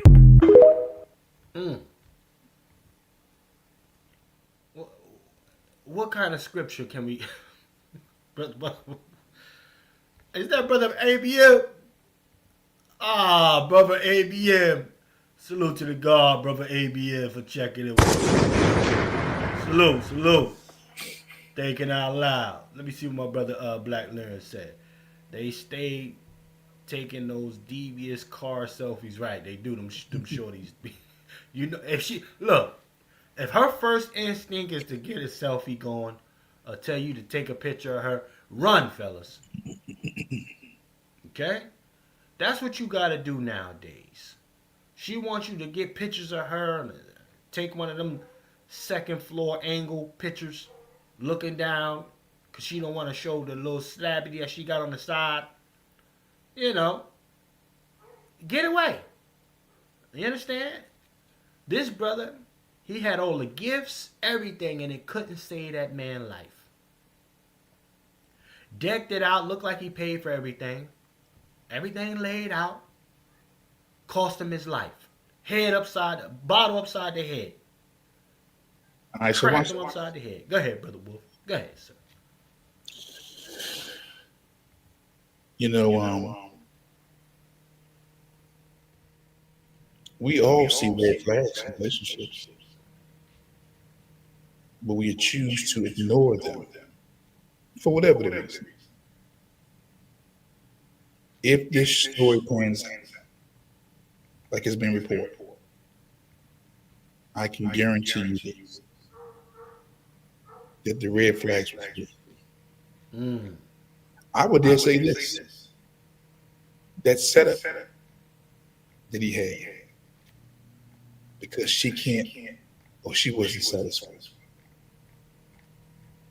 It's almost like the more you do, the more you give, some folks can appreciate it. I will bet you that the red flags were lit and he hit the override and she hit his head at that bottom. If the story pans out. So I'm telling the family, do not override the red flag in these relationships. They're always telling you who they are. Stop projecting your good on people with other intentions.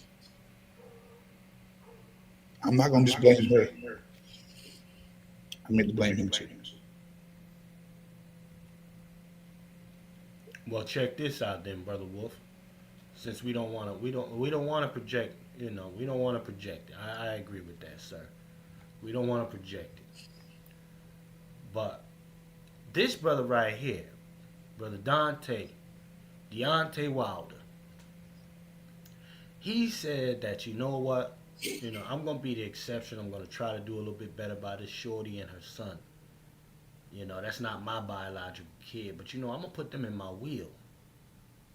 Right? I'm going to put them in my will. And, this is the reward he got. Let me go ahead and show you this here. Let me go ahead and play this. I took the role of being your son father, not just a daddy, but a father. Right. I went in so hard, bro. Can y'all hear that? It's a little low on my end. Yeah, we hear. Okay. Let's play this. I went in so hard to the point where I put them on my wheel. I had a meeting with my kids. I said, how y'all feel if I scoot y'all over? Scoot over a little slide and let somebody else get a little bit up. Yeah. And my kids are amazing. They're my best friend. And they was down with it. So I moved a little space over and added her son in on my motherfucking wing. You ain't even my son for real. Right. You know what I mean? Wow. Yeah. That's to take a toll. I put her in my wheel as well too. Yeah. You was just my girlfriend. You ain't even my wife. I hope that still ain't dead, man. Yeah, man. I hope that's still ain't. One time the son said, "You ain't my daddy." Now that's one thing you don't say to a man that ain't your daddy. Don't remind him that you ain't his daddy. You know what I'm saying? Don't remind me that. I took. Don't remind him of that. Salute to my brother, Big Meech, man. I'm pardon me, I didn't see you, brother Meech. Appreciate your support on the program, brother Meech, man. Salute for putting on and keeping us cracking here.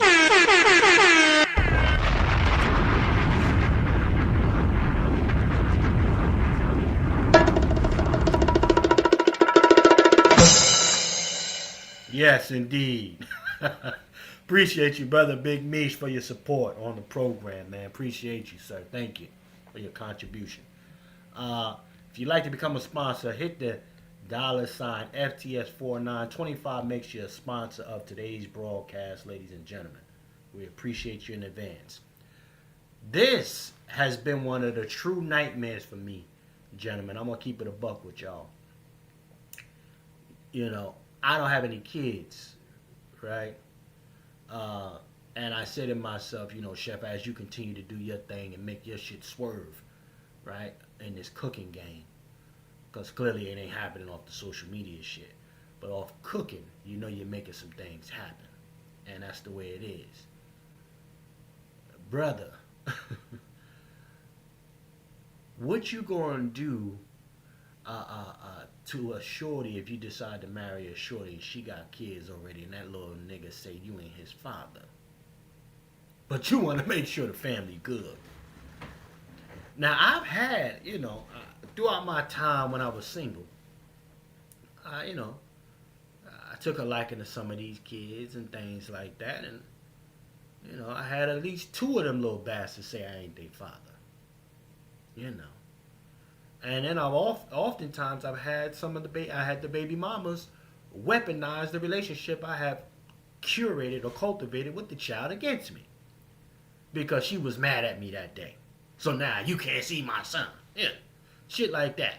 The weaponization of the kid.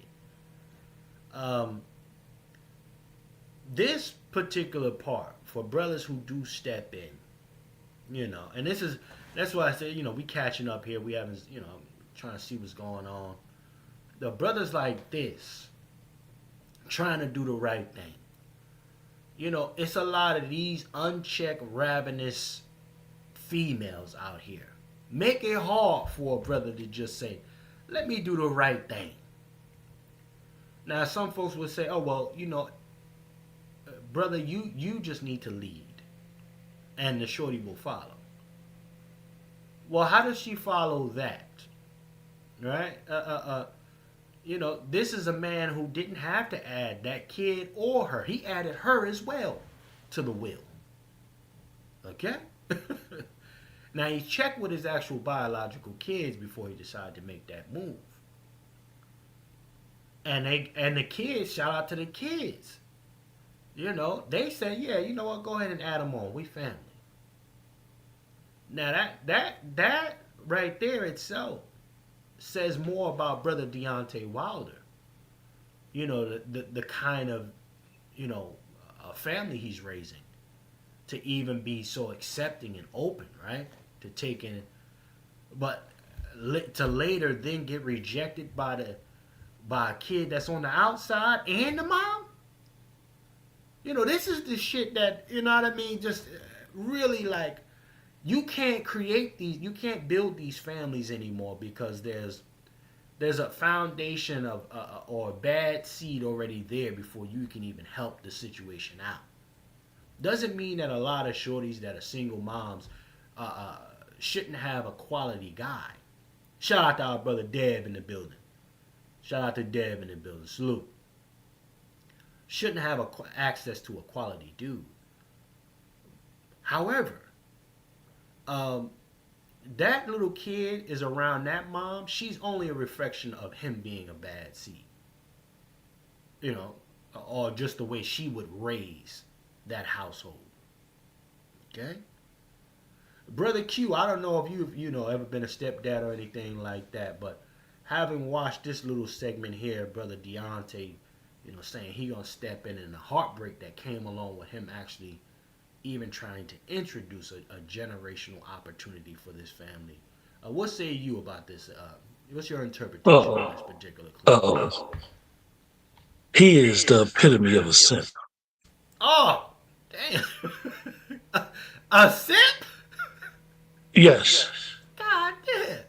Because the thing about it, right, and he may not even understand why he's simping, because they're going to follow your lead. Goes back to what Brother Juan said. Had you been given proper instruction, that would not have happened. That would not have happened. And what I mean is that sometimes, okay, you feel like you stepped up. This is who you are. But what are you doing outside of the financial? Because a lot of times he might think, in his case, oh, I'm a boxer. I'm providing.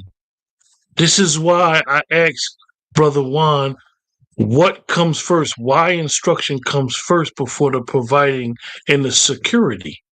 Come on. Because the instruction is going to be establish that you are the law. You are the king. You run the show. And I don't mean it in a way of using your physical masculinity to overpower nobody. But you don't even have to say nothing to little man. Even if it's a falling out of the relationship, he gonna know that one right there, that dude right there, that's a man. I don't know what happened between him and my mother, but that's a man. That's my father. That's Pops. Regardless of the biological. That's who he is. And that's only established when you do what men do. I have a phrase, men move accordingly. Men move accordingly. We don't have to say what that is. If you're a man, you know what that is. Even you sitting up there talking about step and pops and what he said, this is corny. This is corny. He's a bitter dude. Because the situation with the old girl ain't work out, and then he start replaying his tape in his head about what her son, the disrespect and lack of respect that his son gave him. That has nothing to do with you and her. You and her fell out 9 times out of 10 because you never laid any foundation for instruction. Come on. You never, regardless if you the champ, regardless if you got a check, regardless of any of that stuff, who are you? What did you establish? You knew she had a kid or maybe a couple kids. See, because the reality, when you look at the social construct of these words, step and all that, that ain't about nothing. If he was doing what he was supposed to do as the head of the household, the man of the household, doing what he had to do, he wouldn't have had to go through all that. Being a man of your household, financial is so far down on the checklist, it ain't even funny. Sexual, it's so far down on the checklist, it ain't even funny. But what are you doing? Are you there emotionally? Are you there spiritually? You know, it's a rite of passage. I know a lot of people don't know how to do it nowadays, right? But for example, most people, when they were with their grandfathers, their fathers, the men in their families, they taught the men how to hunt. They taught them how to fish. They taught them how to be able to do things with their hands to provide. That's giving instruction.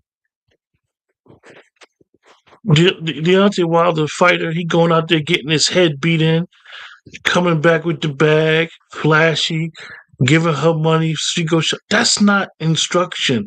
That's you paying for an arm trophy, and that's what a lot of these athletes and entertainers do. They pay for arm trophies, and then when it don't work out, when they ain't at the height of their career. Next thing you know, they're getting a divorce. This is why athletes get divorced within 2 years after they retire. Because they didn't even know the person that they was dealing with. So this is why, Chef C, I know you probably think I took a different route. This is why he's a simp. Now you want somebody's podcast mad. Little man ain't did that. Little man treated you the way that you treated yourself. You treated yourself like the stepfather. And Q, watch this. To your point, let me back you up. I always ask 2 questions. Who do you trust and who do you listen to? The 2 are not the same. Deontay Wilder is apparent he ain't listen to people in his circle, or if he even have a circle. Because before I give my money, my resources to anybody, I got some folks I'm going to talk to, whether it's my brother, uncle, maybe a father, somebody who can give me some counsel about should I put this person on my will or in my trust? Okay. Now, don't get me wrong. It can be changed because relationships change, people change. But who did he talk to before he said he asked his daughters or the family, would they mind her child being on it? Well, they getting their share. You're gonna put them on here. But you don't lead it up to them because you're in the relationship with this woman and this child. Facts. Okay. That's a simp move. Okay, because again, um, I could, I could do something separate for her. And watch this. They ain't even married. Why are you even making these type of decisions and you're not even married to her? You want to leave her something? I can do something totally separate for you than put you inside the trust or the wheel. Because of this simple fact, what? They've already broke up, and the boy done told you, you ain't my father.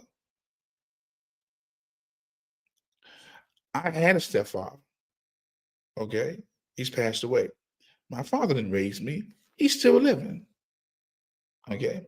Would I consult my father about any financial decision? Absolutely, positively not. Well, do I have other men in my corner that I can go to? Yes, I can. Okay. Because again, I've been living a long time. Okay.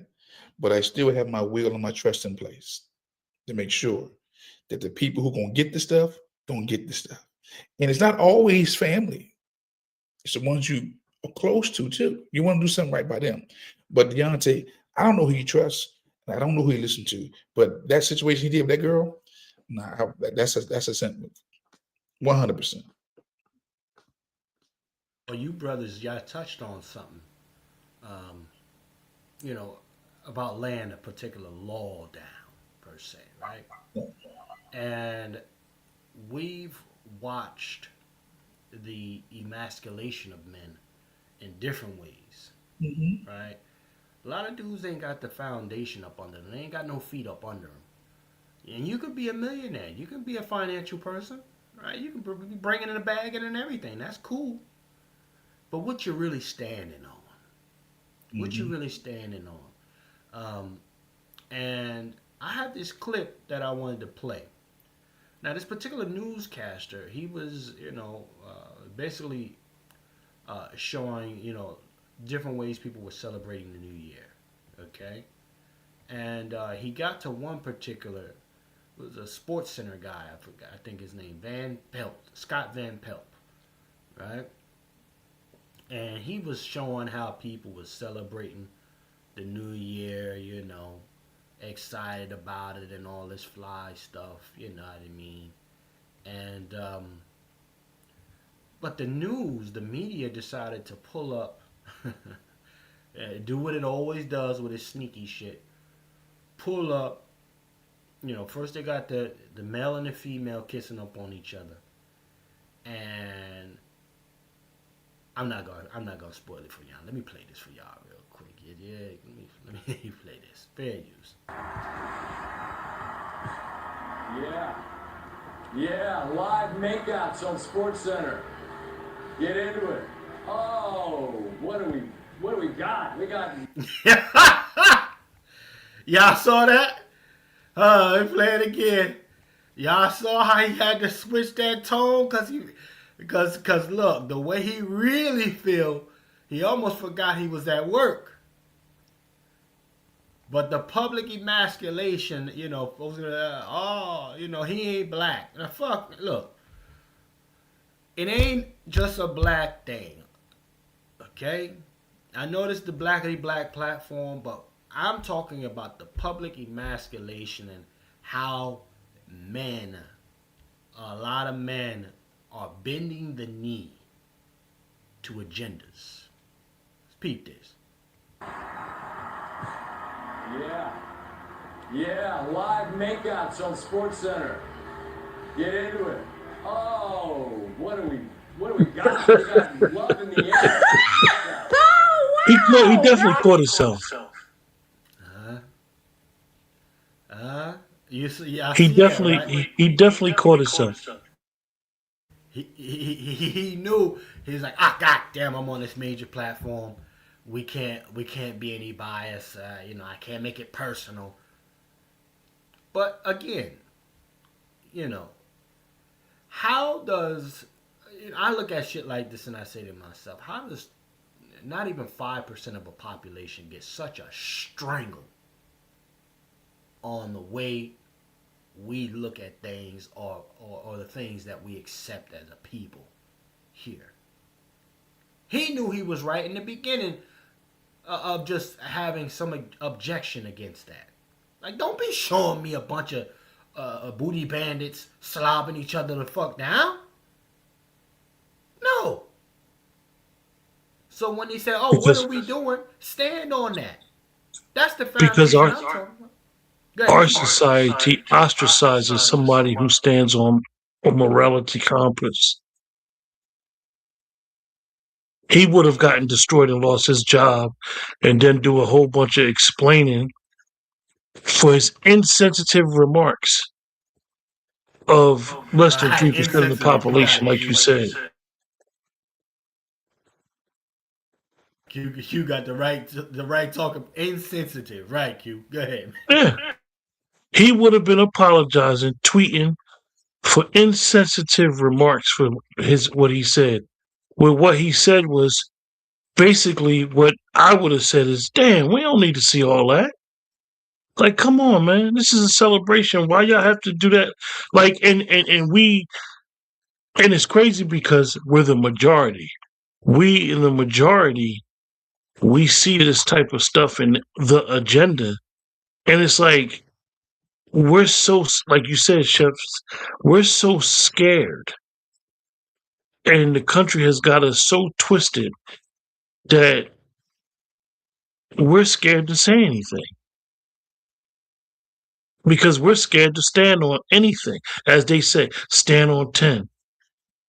Stand on 10, he should be able to go to that cameraman that worked for that company, but yo, like, come on, man.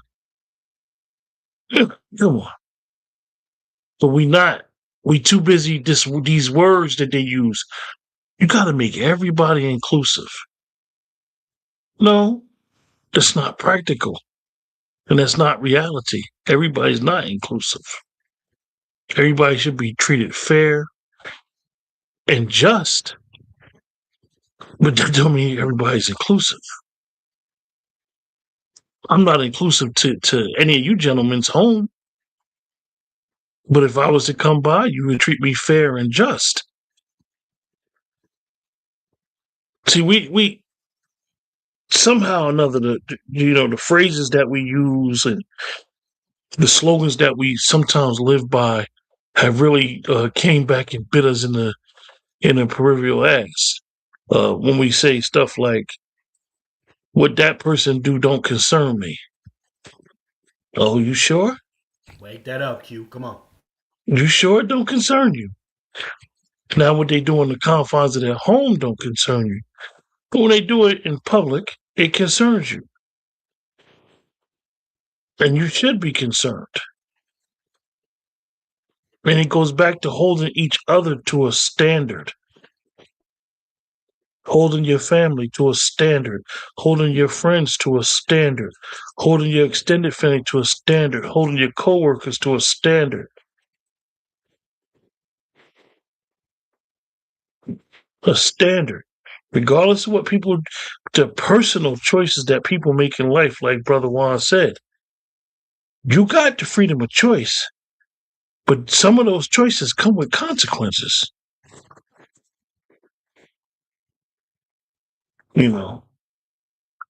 So it's just crazy that he was, it caught him off guard almost, and he had to pause, as we say. Right. Because he would have lost the bag. He's the head anchor for Sports Center, working on New Year's Eve when the ball dropped. And then he would have had, like I said, he would have had to do a whole bunch of explaining. A whole bunch of people would have came out in his defense. Why do we have to walk around when the truth is on your side? You got to walk around on eggshells. I don't want to, shift the conversation, but it goes back to what Brother Juan been saying since the summer. There is no in between. There is good and evil. And we're at a war right now. These are little battles, but it's a war going on over righteousness or indecency. And people trying to be righteous, but they're being made seem like they're wrong for being righteous.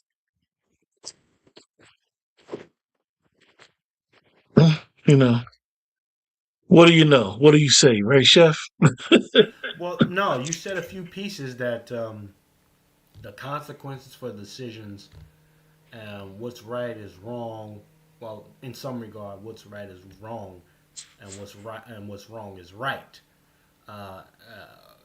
Kind of paraphrasing it to what you're saying, but you know, this just sheds a brighter light on how devious and conniving these media platforms have become with the forceful interjection of those lifestyles into our lexicon, right? They so slick with it that it even caught the damn caster. Caught the Yeah. fucking guy, caught the anchor by surprise because they're so agenda driven that they had to blindside him with it and force that man to kind of finesse it on site. Shout out to him for being able to think on his feet. You want to talk about being camera ready, camera smart, being able to adjust on the fly? Shit, they would have packed his bald-head ass up so smooth. Huh? So smooth. And he was like, like, I'd have been stuck. I'd have went quiet. I wouldn't have known what to do in that moment. I'm going to keep it a buck. But that's him he been out in front of the cameras for years. So he understand that shit. They're going to throw jabs at him. So he was able to finesse that and sidestep that. Me, I'd have been, or I'd have stopped talking. I take a different approach. Yeah, I got a whole different approach. Look, most of these guys on these television networks, they got earpieces. I'm pretty sure he had an earpiece. And from that video I saw, that picture was that couple was there for at least 30 seconds. They honed in on them, then they moved it, and they came back and enlarged it. So you can see it was two guys. I think he already knew it was going to happen. Or he got the heads up in his ear. He ain't out there just one. Nah, Brother Wolf, that was a woman and a lady. Then they switched to a guy and a guy. No. I'm going to show you. Watch this. Let's slow roll this. Check it out. I believe you. Yeah, because look. Watch this, y'all. See? Let's blow it up. Now, that's the Zesties. Yeah. And now you got the woman and the guy there. Two different. Look at the collar. Okay. You see? Yeah. Now let's speed it up. Yeah, live makeouts on Sports Center. Get in. Yeah, two different two different Jones altogether. What are we? Yeah. They ran the play on him. That's kind of close. He got an earpiece. He knows what's going on. It's about to happen. We're about to drop it. I think you know. Hold on. So you telling me he already know what it was? I'm pretty sure in his ear it's coming up. It's coming up. So he was doing the bussification. Man, Bussy's playing. Yeah, I mean, it's hard because he's been doing this for so long. I remember he had hair on his head. That's how long he's been doing this. Scott Van Pelt, right? Is that him? Yeah, that's Van Pelt. Yep. Look, these producers, these folks on these cameras, these folks in these studios, they all get earpieces. They give them a warning. It's coming. Now, if they wanted to get some shock value, they got it a little bit. But I think he might have been warned. Shocked the shit out of him. Look at him. Look at Scott. Oh, what are we? Okay. They didn't tell them it was their guys, but you know what? Hey, heads up. Something's coming. You know? So I think he knew. I think he had an idea it was coming. Something was going to come. Well, I tell you what. Hold on. Would he had the same reaction with two women? No. That's normal. That's normalized. Well. Look, let me walk with you then. Let me walk with you. I wouldn't be shocked seeing two women either. That's But, normal. but when you zestify it, then you fuck me up. Yeah. You know, I'd rather you go from a man and woman to a woman and woman than two zesties. They understood what that looks like, and most of that. Look. Would you have been shocked if you saw two women? No. Right. I'm saying I can accept. For me, this is where I am in it. I can accept the polarization of two women kissing than two men. Tell me what. I don't like what that means for my nephews. What about your daughter? Your nieces? I don't like it for them either. Men. The men portion. Because I believe men must retain authentic masculine representation or presentation. And it must be a whole experience as opposed to me, look. Well, you know what? I think a lot of this shit is mental. I think a lot of this stuff is mental, quite frankly. Okay? Some saying they was born this way and all this other fly talk. And, roses are red, violets are blue. I feel like a butterfly today, caterpillar the next day. I don't know what the fuck. But I think it's a mental situation. And a lot of people have some stuff that they haven't dealt with. And they do it through the over sexualization of dispersing the trauma that they didn't address. Okay, so that's kind of where I'm at with that, man. Shout out to the numbers keep fluctuating anytime we get on these dusty conversations.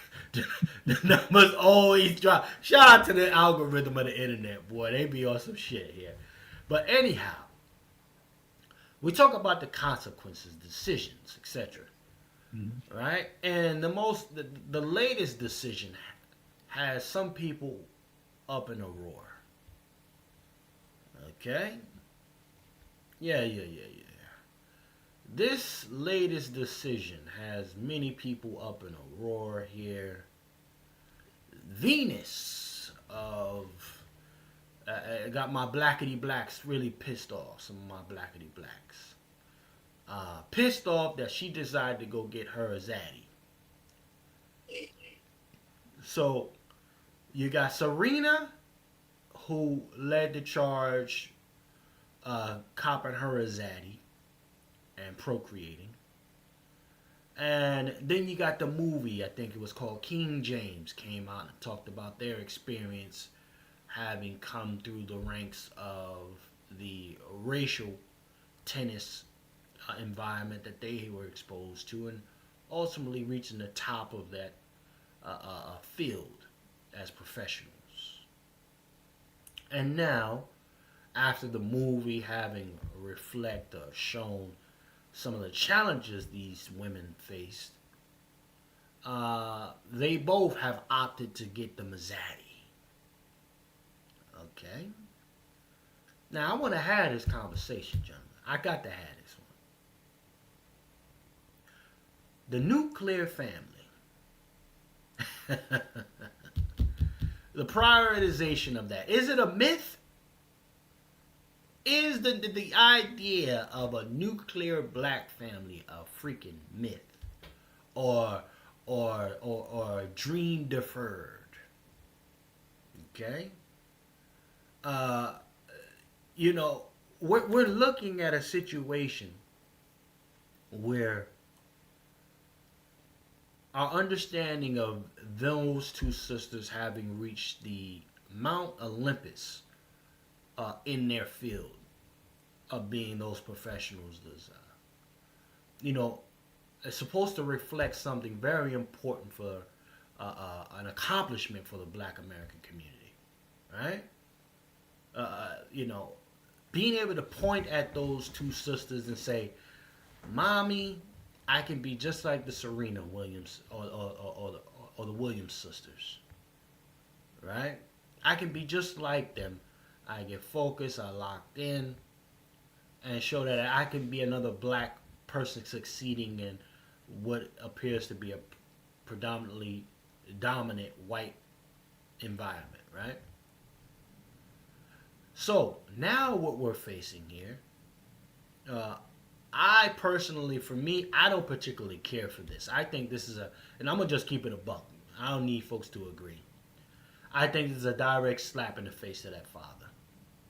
From both of those daughters, who he protected throughout their years coming through the ranks. Yeah, I'm saying it. Okay? This is a direct slap in the face. And the wild thing is, a lot of sisters out here will be the first to look at a black man and say, anytime he becomes successful, he go get him a white girl. Let's wake this shit up, goddammit. Okay? He go get him a white girl. He don't do nothing for the community. Why can't he just go get him a sister? Huh? Yeah, I'm here to have that conversation now. Okay? Why couldn't he just go get him a sister? Well, why the fuck couldn't they, either one of them, just go get them a brother? Huh? Oh, well, Chef, here's some of the things I heard about this. Oh, well, Chef, them sisters, they not in no circles like that. The brothers that they was dealing with, Common, he just a player. In the case of Serena Williams, Common was just a player. He didn't take her serious. All the other brothers that was messing with them chicks, they wasn't serious about Vina or Serena Williams. Man, get the hell out of here.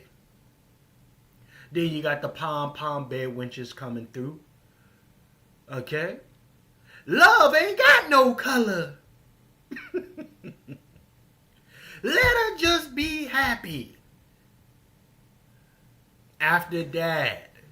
And I look at it like this and I say, okay, well, Dad was running interference from all those folks who was trying to do them little shorties dirty.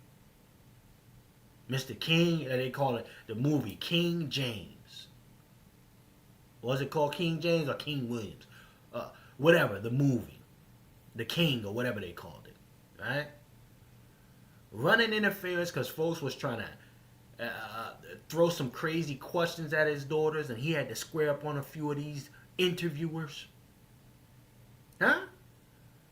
Understood that, you know, once they get in them circles, there's going to be a bunch of banshees and vultures running around his daughters, trying to get them to do all types of wild shit. Okay?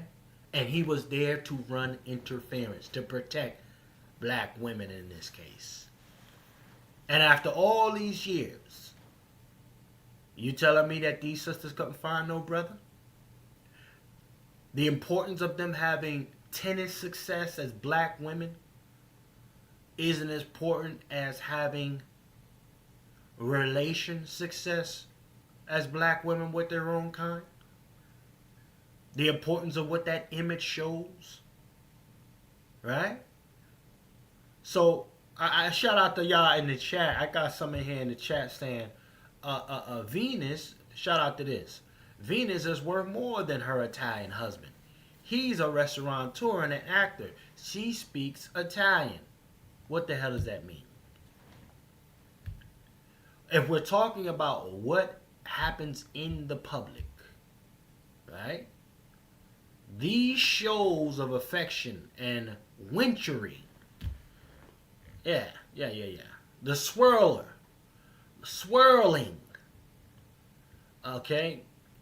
1 minute you want to be revered and adored for the challenges you overcame as a black woman in that field, while then turning around and saying it's okay to hand over legacy, right? And go over to the other side. Either you want to represent the true transformation and elevation of a people in that regard, or you don't. Just be recognized for a person who played tennis and did some shit. Okay, you just did tennis. But don't start putting out the first black sisters and all this other shit. To me, it does more harm than good. It does more harm than good.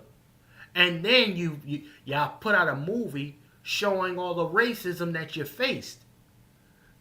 These sisters, to me, you sisters got Stockholm syndrome. Yeah. You got Stockholm syndrome. Okay? Oh, well, Chef, you know, they not going to just go out and deal with no regular black dudes. Why not? There's plenty of celebrities married to regular people. You happy, right? Oh, no, none of that shit matters. I'm just saying, I got to hear from you, but I gotta get that going. Let me go to Brother Q first. Brother Q, talk to me about this. Did the Williams sisters betray their father in their union to people from other races? Let's go there, goddammit. Very, very, very interesting decisions they made. From the outside, this man was a wonderful guy. I am somebody that watches tennis. And I remember the two little girls with the barrettes in their hair, and, you know, they hated him because of his overbearingness. But his overbearingness was about protection.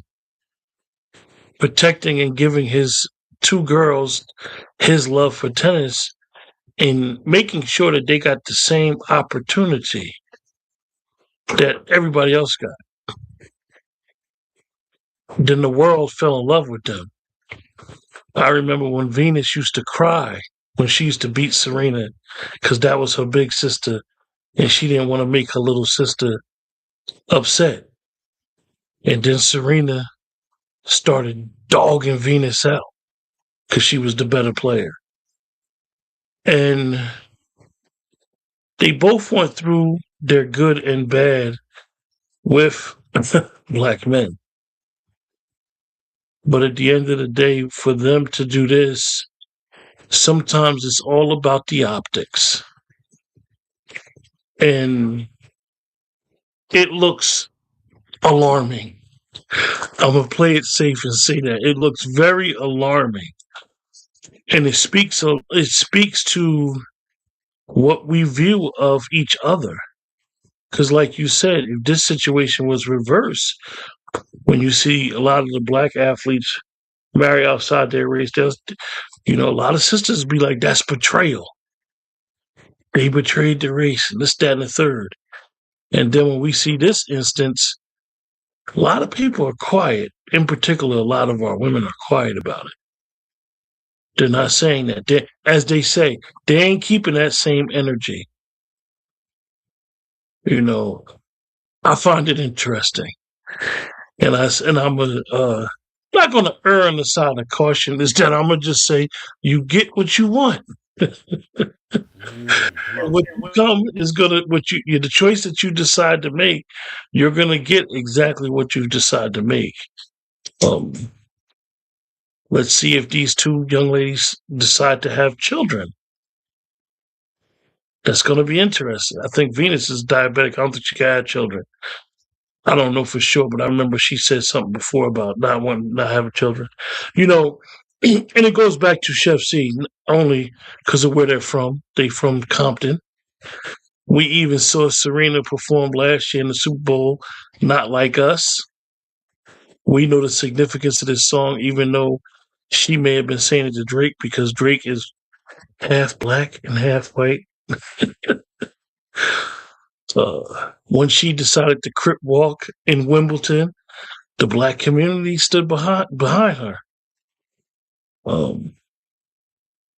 So this is going to be interesting. I mean, this is, and it's a very interesting watch. And for some that defended them on their blackness, because a lot of times we do it unconsciously, be like, oh, that's the sister. We're going to defend her regardless.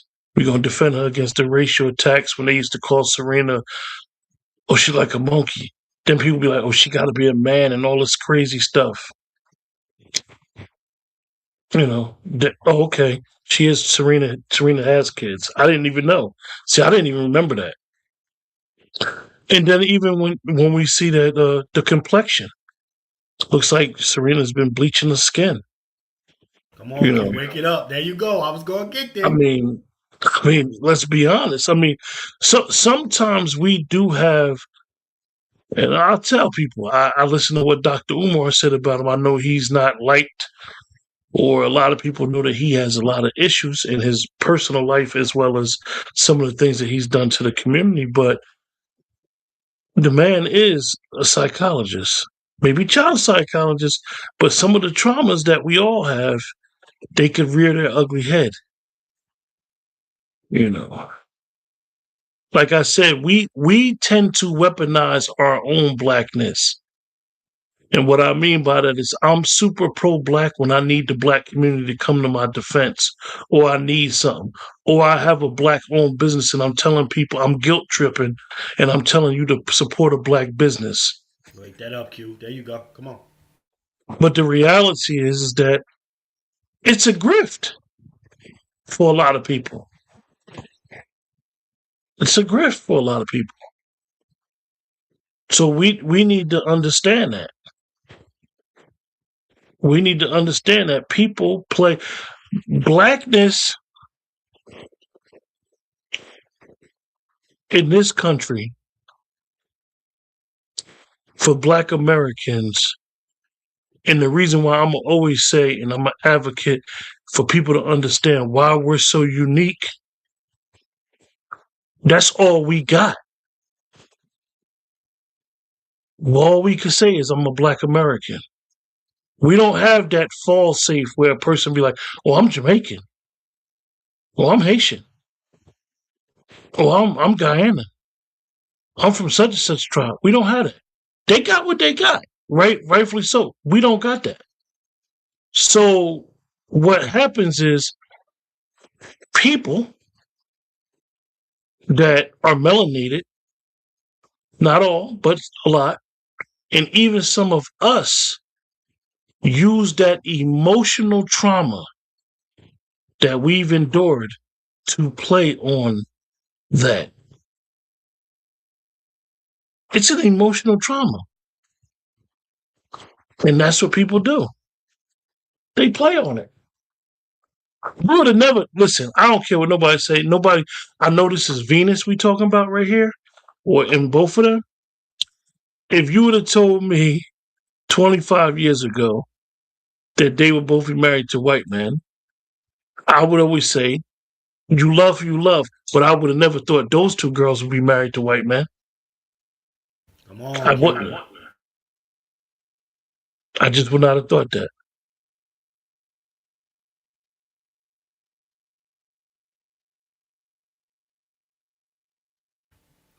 Look. And to answer your comment, what you said, Shrewd, you said, okay, stop falling for the fake pro-blackness. That's what your comment, and respectfully, your comment is the issue. Because we can't fake our blackness. Black Americans can't fake that. We don't got that fall safe.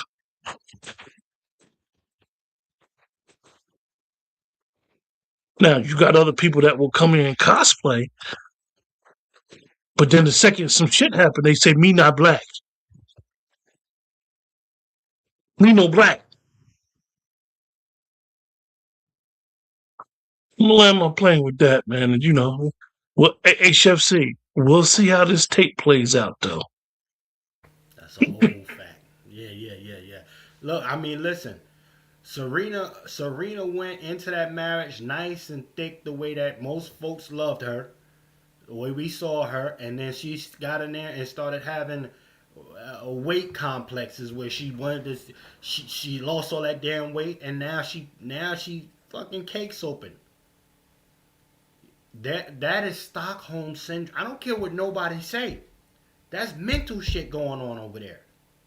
Stockholm syndrome and everything. You want to be, you want to be them that bad, right? And it doesn't matter who it offends.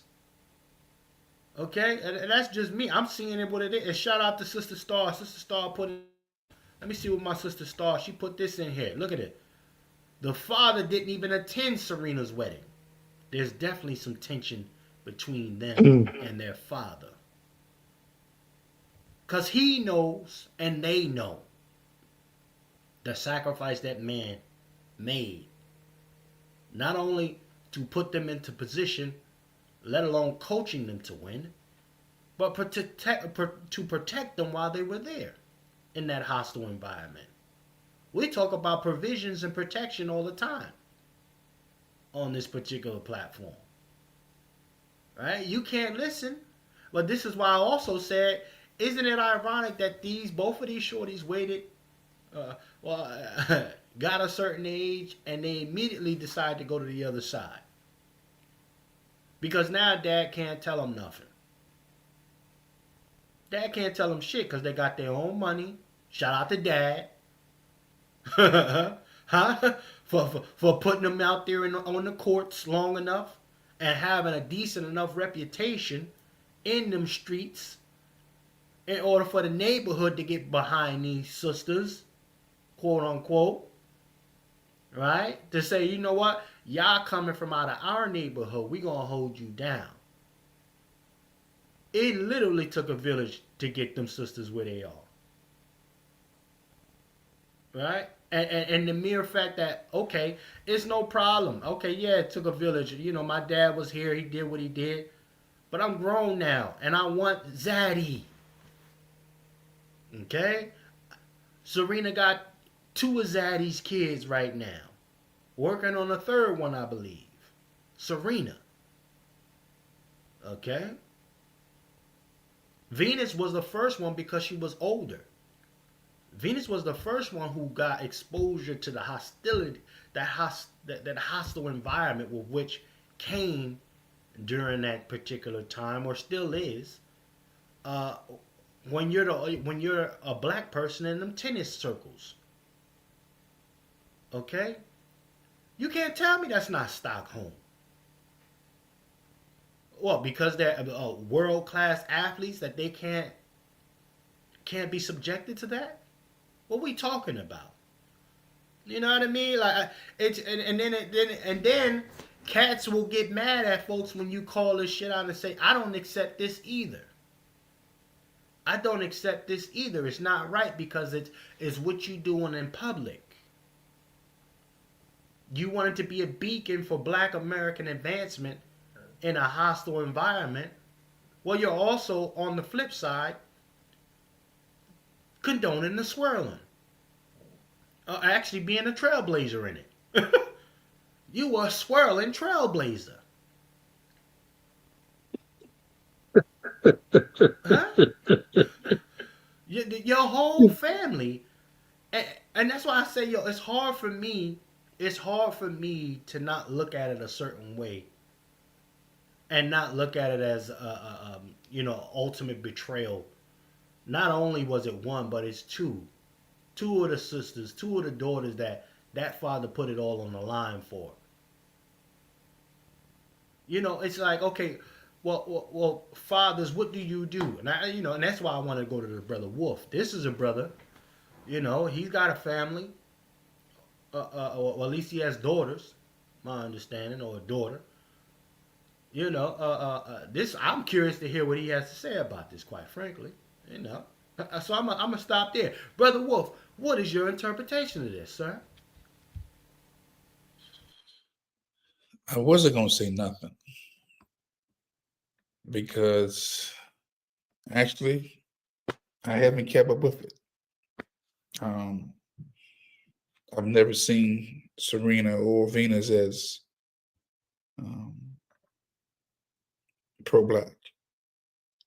They've been Black, but I've never really seen them as pro-Black. I don't know the Williams family. I'll say this. If it's love, it'll stand the test of time, no matter what we say or think, no matter how race, culture, loyal we are. If it's love, it will stand the test of time. Because I don't know what's going on there. As fathers, we give instructions. I'm pretty sure Mr. Williams gave instructions the best he could. Instructions are like seeds. You plant the seed, but a farmer does not go back and check the seed, check the soil every day to see if it's come up. Hopefully, that whatever he put into them, it'll come up. Okay. I really don't have a comment on this because I've never seen them as pro black. I've seen this as two black sisters out here whooping asses on the tennis court. Okay. And a father who was demanding excellence. And sometimes, as fathers, when you demand excellence, there is a backlash. Say this again. When you really giving instructions, you just may see some backlash because your instruction is going against the culture. Mr. Williams knew he had put his daughters into a system that was against them. That basically what? You got to be better. I demand you be better. Because you have a global stage and people are not used to seeing Compton children on the tennis court whooping some asses, global asses, not just national, but global. Like I said, when you're given instructions, sometimes our children resist instructions. They rebel against instructions. Every child tries to find their way eventually. I hear what you said, Mom. I hear what you said, you know what? But y'all outdated. I'm gonna do my own thing. And you sit back and you sit back and you step back. You have to step back. Okay. I don't know what to say with the Serena and Venus piece, no more than if it's love, it will stand the test of time. If it's not, they will be exposed. Because love, again, it ain't really got no color. But if you're on race loyalty, if you one of those, you know what, Asians for Asians, Koreans for Koreans, the Chinese for Chinese, the Japanese for Japanese, the Russians for Russians. I understand that. But in this melting pot that we're in, come on, man. It's gonna be it's a challenge to stay loyal to your kind in this melting pot. So I hope I answered your question. I don't really have nothing to say about this. I don't really know what to say. Because I never saw them as the pro-blackers. I saw there was black children out there whipping up some ass on that tennis court. And the father who was like, you know what, I demand excellence from my children. So I don't have nothing to say with that. Yes, indeed. Look. You know, and then I gotta also shout out the propaganda machine. Within the last, and I think y'all probably seen it too. In the last 5 years, we've seen an uptick in the promotion of interracial marriages or unions, particularly white and black, because that people group, the white, they understand that they're not reproducing like they used to. They understand that. So if you can't beat them, join them, and through what we've seen via Patrick Mahomes, his father married a Becky. Patrick Mahomes married a Becky. That child that they got is Lily White. So, a people group that is fighting for survival understands through at least 3 generations I can survive and or wipe you out. Okay? This is why I also understand the older I get when I hear people say she or he is an Oreo. Huh? She or he is an Oreo. You understand me? Okay? Because it's not taking too much nowadays. 2-3 generations max. You can change that whole exterior makeup of that child, that person. Okay? If y'all go and check out Patrick Mahomes' child right now, you're going to be like, that's a white boy. That's a full white boy. So, look, for the purposes of what these sisters have been or what that father was trying, I think more so what the father has tried to do. And even what that movie also was insinuating or suggesting that the challenges of black women in that field, and the father being a black man, the opposition and obstacles that they face. These women were supposed to be beacons for that elevation. That's what that production insinuated. And you know what? Look, dad not popping up at your wedding, that also says, listen, I don't really fuck with it like that. You know how I raised you, right? That's number one. Dad not going to that wedding. Number one says to me, you know how I raised you. You gonna disrespect me like that? You gonna disrespect the legacy of which was trying to be built here like that? Screw all the sacrifices I made for you? Now granted, these sisters they didn't ask to be here. Right? Number one, them sisters didn't ask to be here. Let's go with that. Number two, the sisters more than likely just wanted to play tennis. Let me just get out there and play tennis. However, I can't say that then, them being 48 or even getting into their later years or whatever it is, they don't understand what they represent, being public figures. That in itself has a responsibility as well. Yeah, you get to look. Too much is given, much is required. And that includes discipline and a prioritization.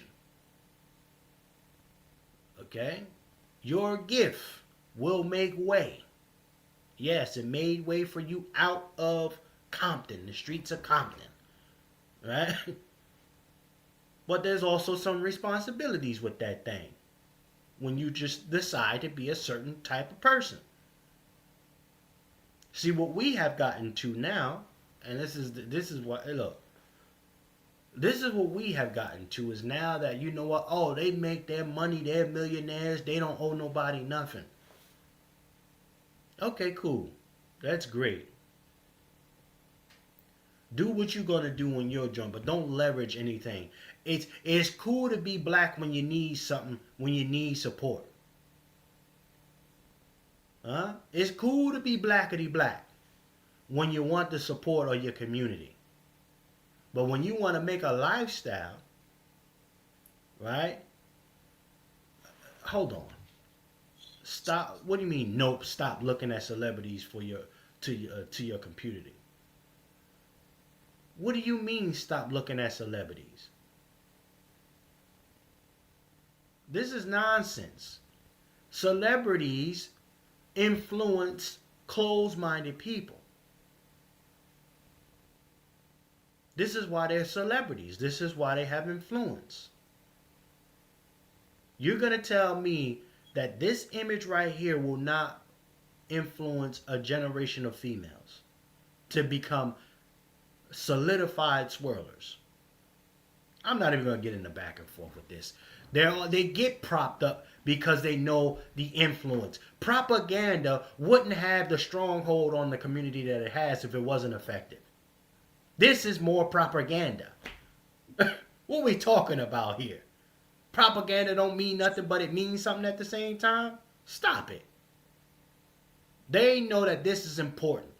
The commercials itself that have changed over the last 5 years, showing more swirling relations, understands the necessity and what that does to the mind of a feeble people, undisciplined people. Okay? Now you got these shorties. Great, some of the greatest tennis players, female black American tennis players to have ever done it. Swirling. Okay, so watch. Let me play devil's advocate. Let's go there. Yeah. What if they don't like black men? Do we make them marry something they don't like? You know, there's a lot of women out here who don't like black men. And I'm a black man. You black. You black. Dr. Short black. The Negro black. A lot of brothers out here are the recipients of, we don't like you. What do? You tell them you're going to marry one anyway. Because it's right for the culture. I'm just playing devil's advocate right now. In other countries, they will tell you, you're going to marry this person from the other tribe, but they're still in the culture. Okay. But I'll say this. This is not the norm for Black America. Black Americans, we marry more black than outside the race. This is like an anomaly. But I do respect what you're saying, that the subliminal suggestions coming from these two marrying outside of the culture, it will have residual income. It's going to have a residual effect, because now we're raising a whole group of multiculturalists, interracialists, you know. And so you will see the browning and the lightening of America. You will see that. Yeah, this is not she's just married. No. This is sending some subliminal suggestions to the global black community. Get you a white boy, or get you an Italian. Because I think Serena has a white boy and he's Italian. Okay. But some of the sisters just don't like black folks. I land with that. Well, you know what? Look.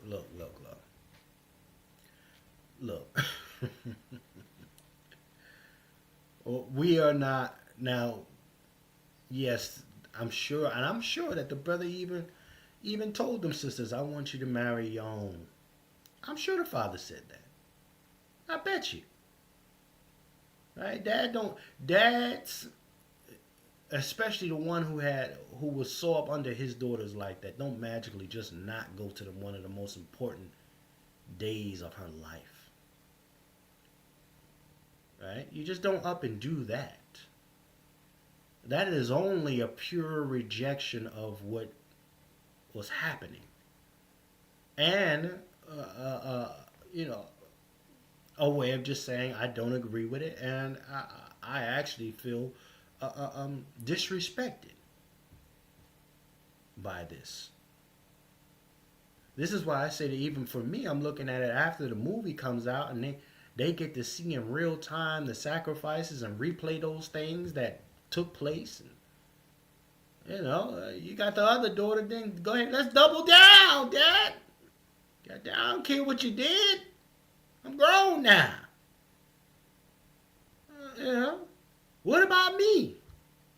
You know, all the clever excuses for unaccountability. That's what I'm gonna call that. So I said, that's part of the thing that what, look,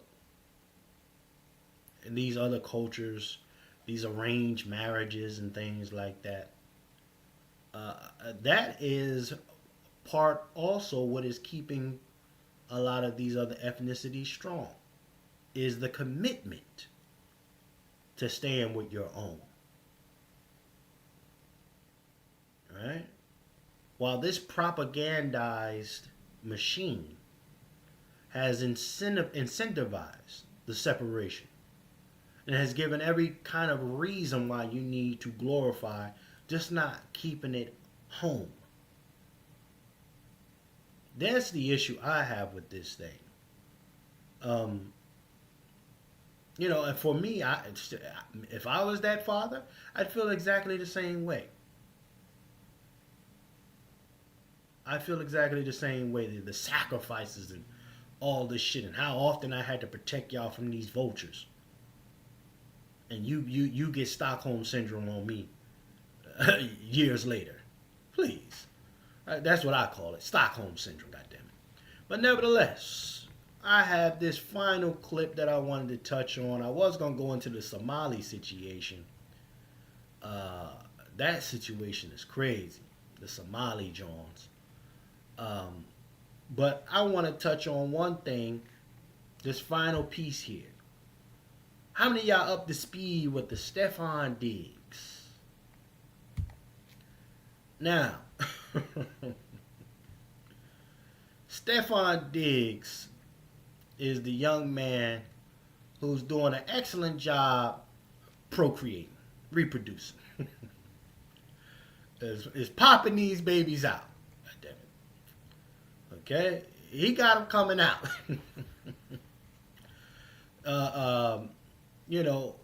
And there was a rumor that he supposedly got his private chef pregnant. Okay? While also being with Cardi B, having gotten 4 other females pregnant. Now, he's a football player. My understanding is also he may be going upside the head of some of these females. Okay? But he's kind of a hopeless romantic. Okay? Hopeless romantic in a way that he don't know how to pull out, first and foremost. Okay? And everything that he gets in it, he leaves it in. Okay? Let's go ahead and bring this up real quick, because there's some things going down in the private chef community. Just for those who don't know, I am also a private chef. I have been for several years now. Okay? And what they're going to touch on is the NDA piece. Now, we get into a lot of NDAs. A lot of NDAs. And what annoys me in particular about these, like, some of these shorties don't really be chefs. They just got big asses and dumb shit. So they get access. Nowadays, y'all, just keep it a buck. All this shit is soft porn as far as I'm concerned. Okay? A lot of this shit is soft porn. BBLs, cats, dudes getting height injections in their knees, getting height surgery. This is soft porn for inadequacies. But nevertheless, let's go ahead and play this clip. I want y'all to see this here. Again, the chick on the right is the personal chef of Stefan Diggs with the BBL, as y'all can see. Okay? And she was trying to get her money, but Cardi B, baby mom number 4 or whatever it is, was trying to run interference because apparently he went upside this personal chef's head. Okay? For whatever reason, and then the personal chef is living in the home. Right? It's just more soft porn shit as far as I'm concerned. But nevertheless, let's play this, ladies and gentlemen. Fair use. Breaking news here this afternoon. The New England Patriots say they support Stephon Diggs as their star wide receiver faces strangulation and assault charges. I'm Kel Thompson, Boston 25, first to break this story today. Court documents show the incident happened on December 2nd. Diggs' lawyers just appeared in Dedham District Court over the phone. They are fighting to keep the police report from the public. They also say Diggs made a financial offer to the victim to resolve the dispute. The judge says she is taking it all under advisement and will make a decision shortly. We'll let you know when she does. Diggs is expected to be arraigned next month on January 23rd. That is 2 days before the AFC Championship game. In a statement just into the Boston 25 newsroom from the Patriots, they tell us the New England Patriots are aware of the accusations that have been made regarding Stephon Diggs. Stephon has informed the organization that he categorically denies the allegations. We support Stephon. We will continue to gather information and will cooperate fully with the appropriate authorities.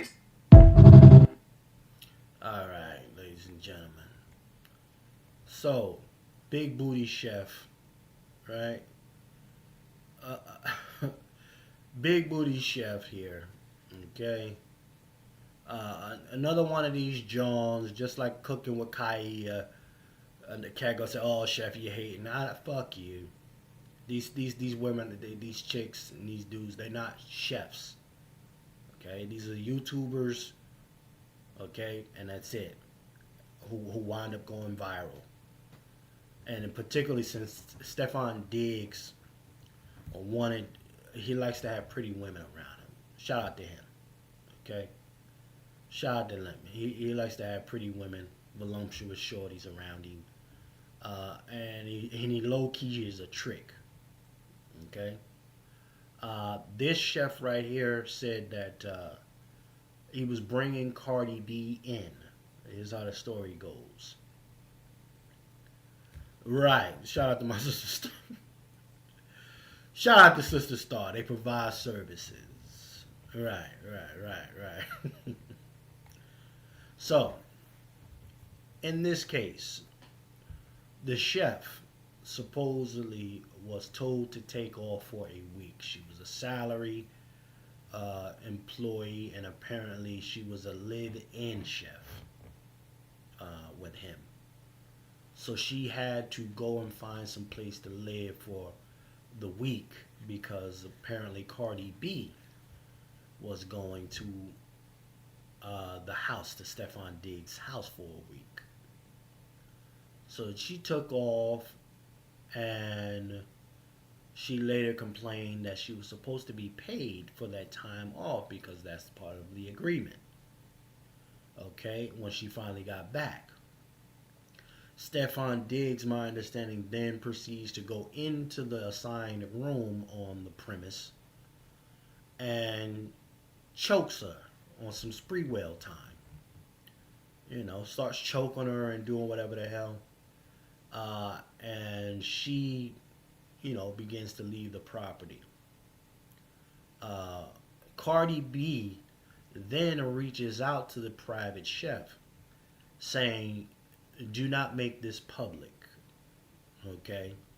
I will send you money," or whatever it is. And this is part of what the newscaster was referring to as far as him offering some kind of monetary compensation for her to shut the fuck up.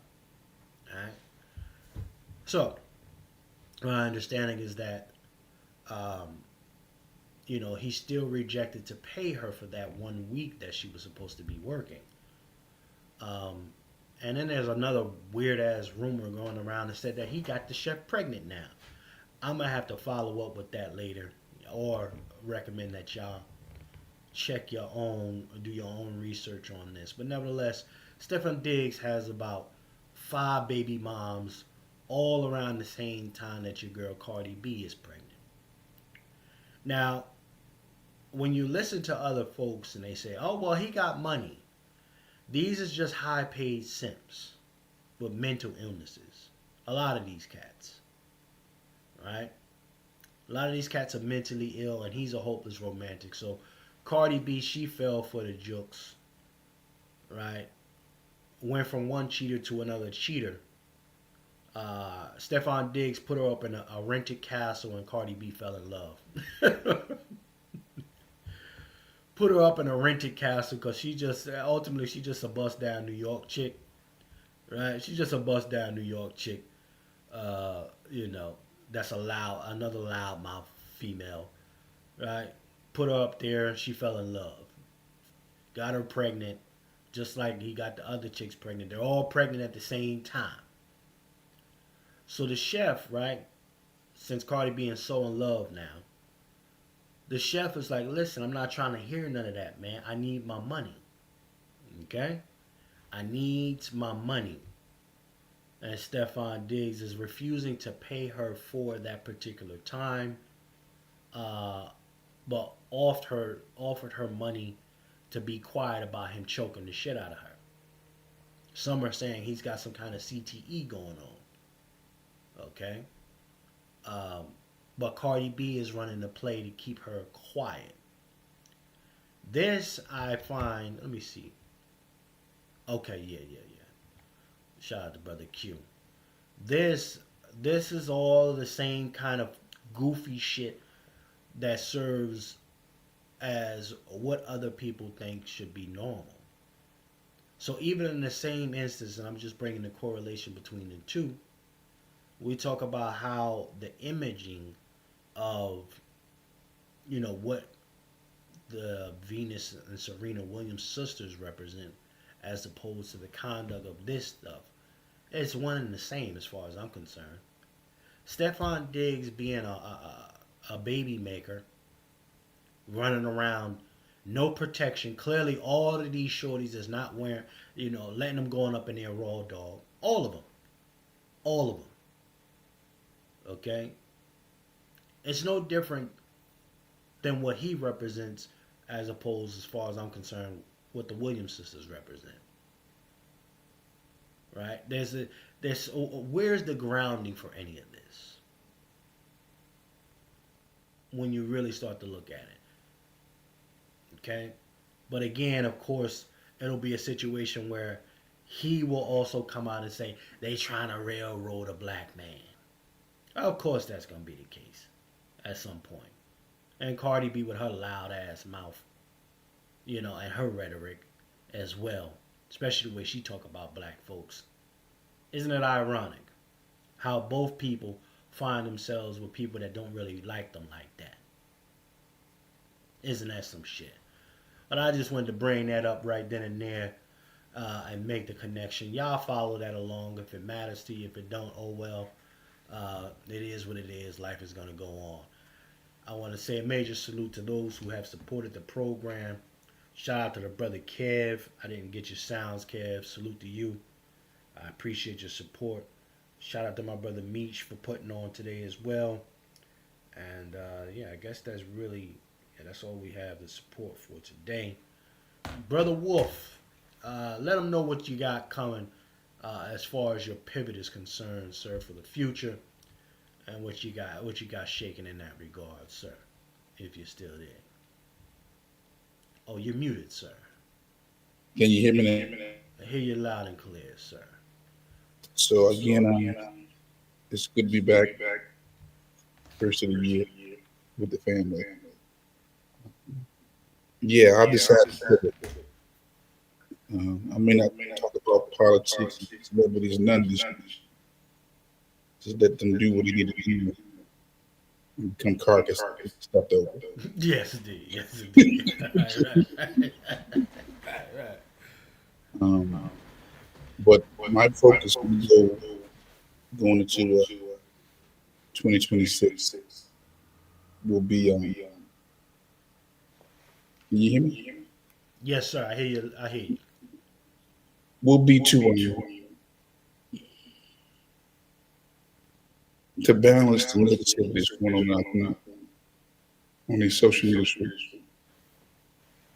So I'll be focused more on the mind. I'll be focused more on your words, your thoughts.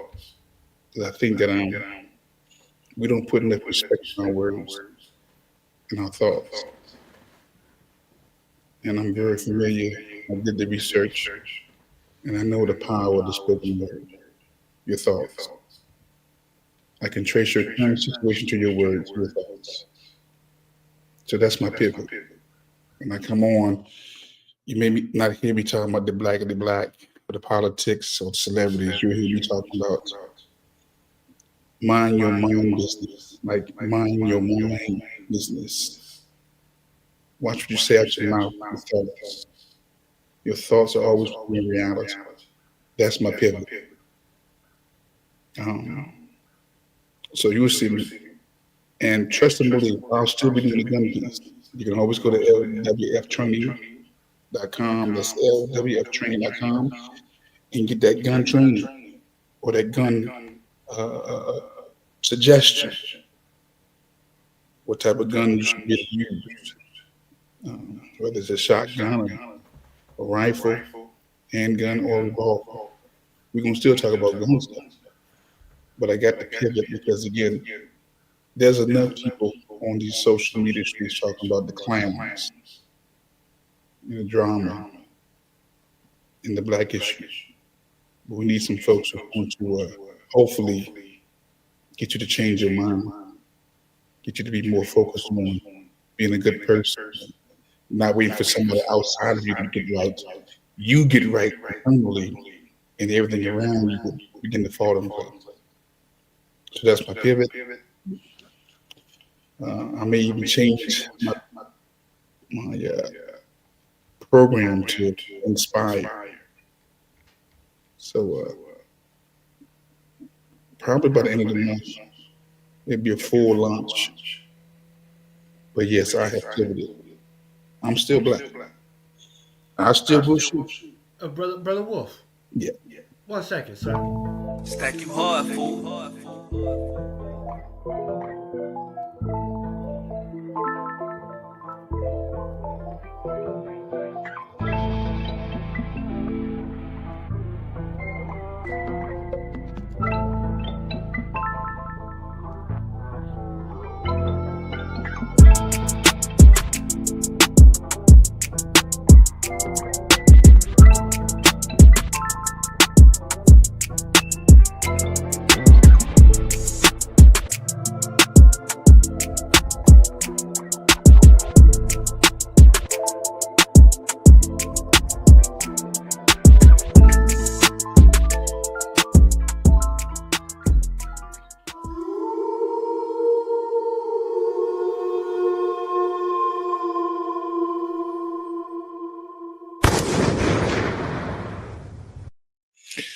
Again, go to lwftraining.com. That's lwftraining.com for your firearms questions, your firearms suggestions, and recommendations.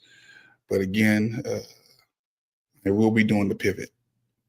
We're talking about your mind, and we will be talking about those guns too. Okay, we're not going to stop talking about those guns, but I'm definitely making the pivot. Again, enjoyed you all. I want nothing but the best for you for this New Year's. If this is my last Pat Talk, possibly, I want you healthy. I want you happy. I want you hopeful. I want you to have all the love you can stand. I want you guys to be successful. I want you to be prosperous. I want you to have protection, all the resources that you can muster. And I want you to have unlimited money. That would be my prayer for everybody under the sound of my voice. With that said, stay encouraged, and I will see you on the range, see you on these streets, for sure. Yes, yes, indeed, ladies and gentlemen. Brother Juan J. Johnson, LWF Training. Goddamn.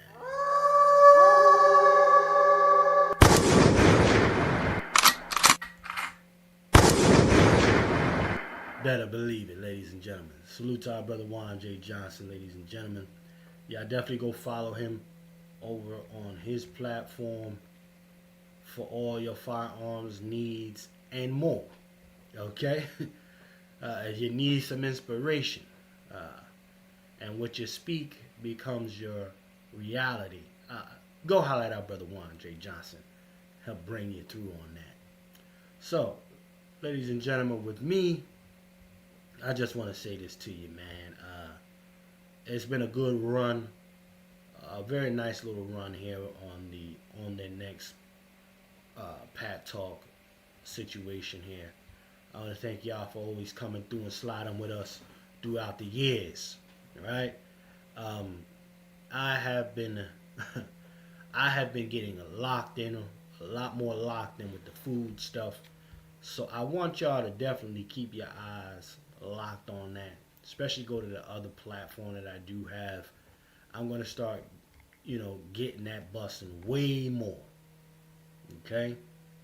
This will be busting heavy this year. Heavy. Okay, and I'm also gonna go to a TikTok. Okay, I'll pop open every once in the blue moon with this on their necks, but I ain't gonna be staying there too long because again, I do second what my brother Wolf said. There's plenty blackety blacks out here. Okay, and for me, honestly, I'm talked out in that regard. Quite frankly, I'm really talked out in that regard. At some point, yes, people are gonna come back, and we got the digital footprint here for people to come through. I was gonna erase the channel, but I'm gonna leave it up in case I feel like talking some shit some days. But again, the Cook Up is where you're going to be able to find Chef C. If y'all not already subscribed over there, go slide over there. I'm going to start dropping some of my stuff. I've been doing a lot of fly shit. I am really a chef. And all of these people that you hear us talk about, I cook for them. The celebrities that, but that don't mean shit. You want to learn how to cook? I'm going to just show you how to cook, period. You hear what I mean? Also to the brothers and sisters that have supported us throughout the years, plural. I want to say a special thank you to y'all. Okay, y'all didn't have to come to subscribe. You ain't had to come and mess with us. I know we ain't the biggest platform, or I'm not the biggest platform with on their necks, but we appreciate y'all coming through and rocking with us on GP. We really appreciate that. I can say it from the brothers. Also, make sure you go subscribe to my brother Q from Let's Talk 2 if you haven't done so as well. But lady, we're truly appreciative for you guys rocking with us over the years and having had some major broadcasts with us, man. We've had like 2,000 people in some of these broadcasts live at one time.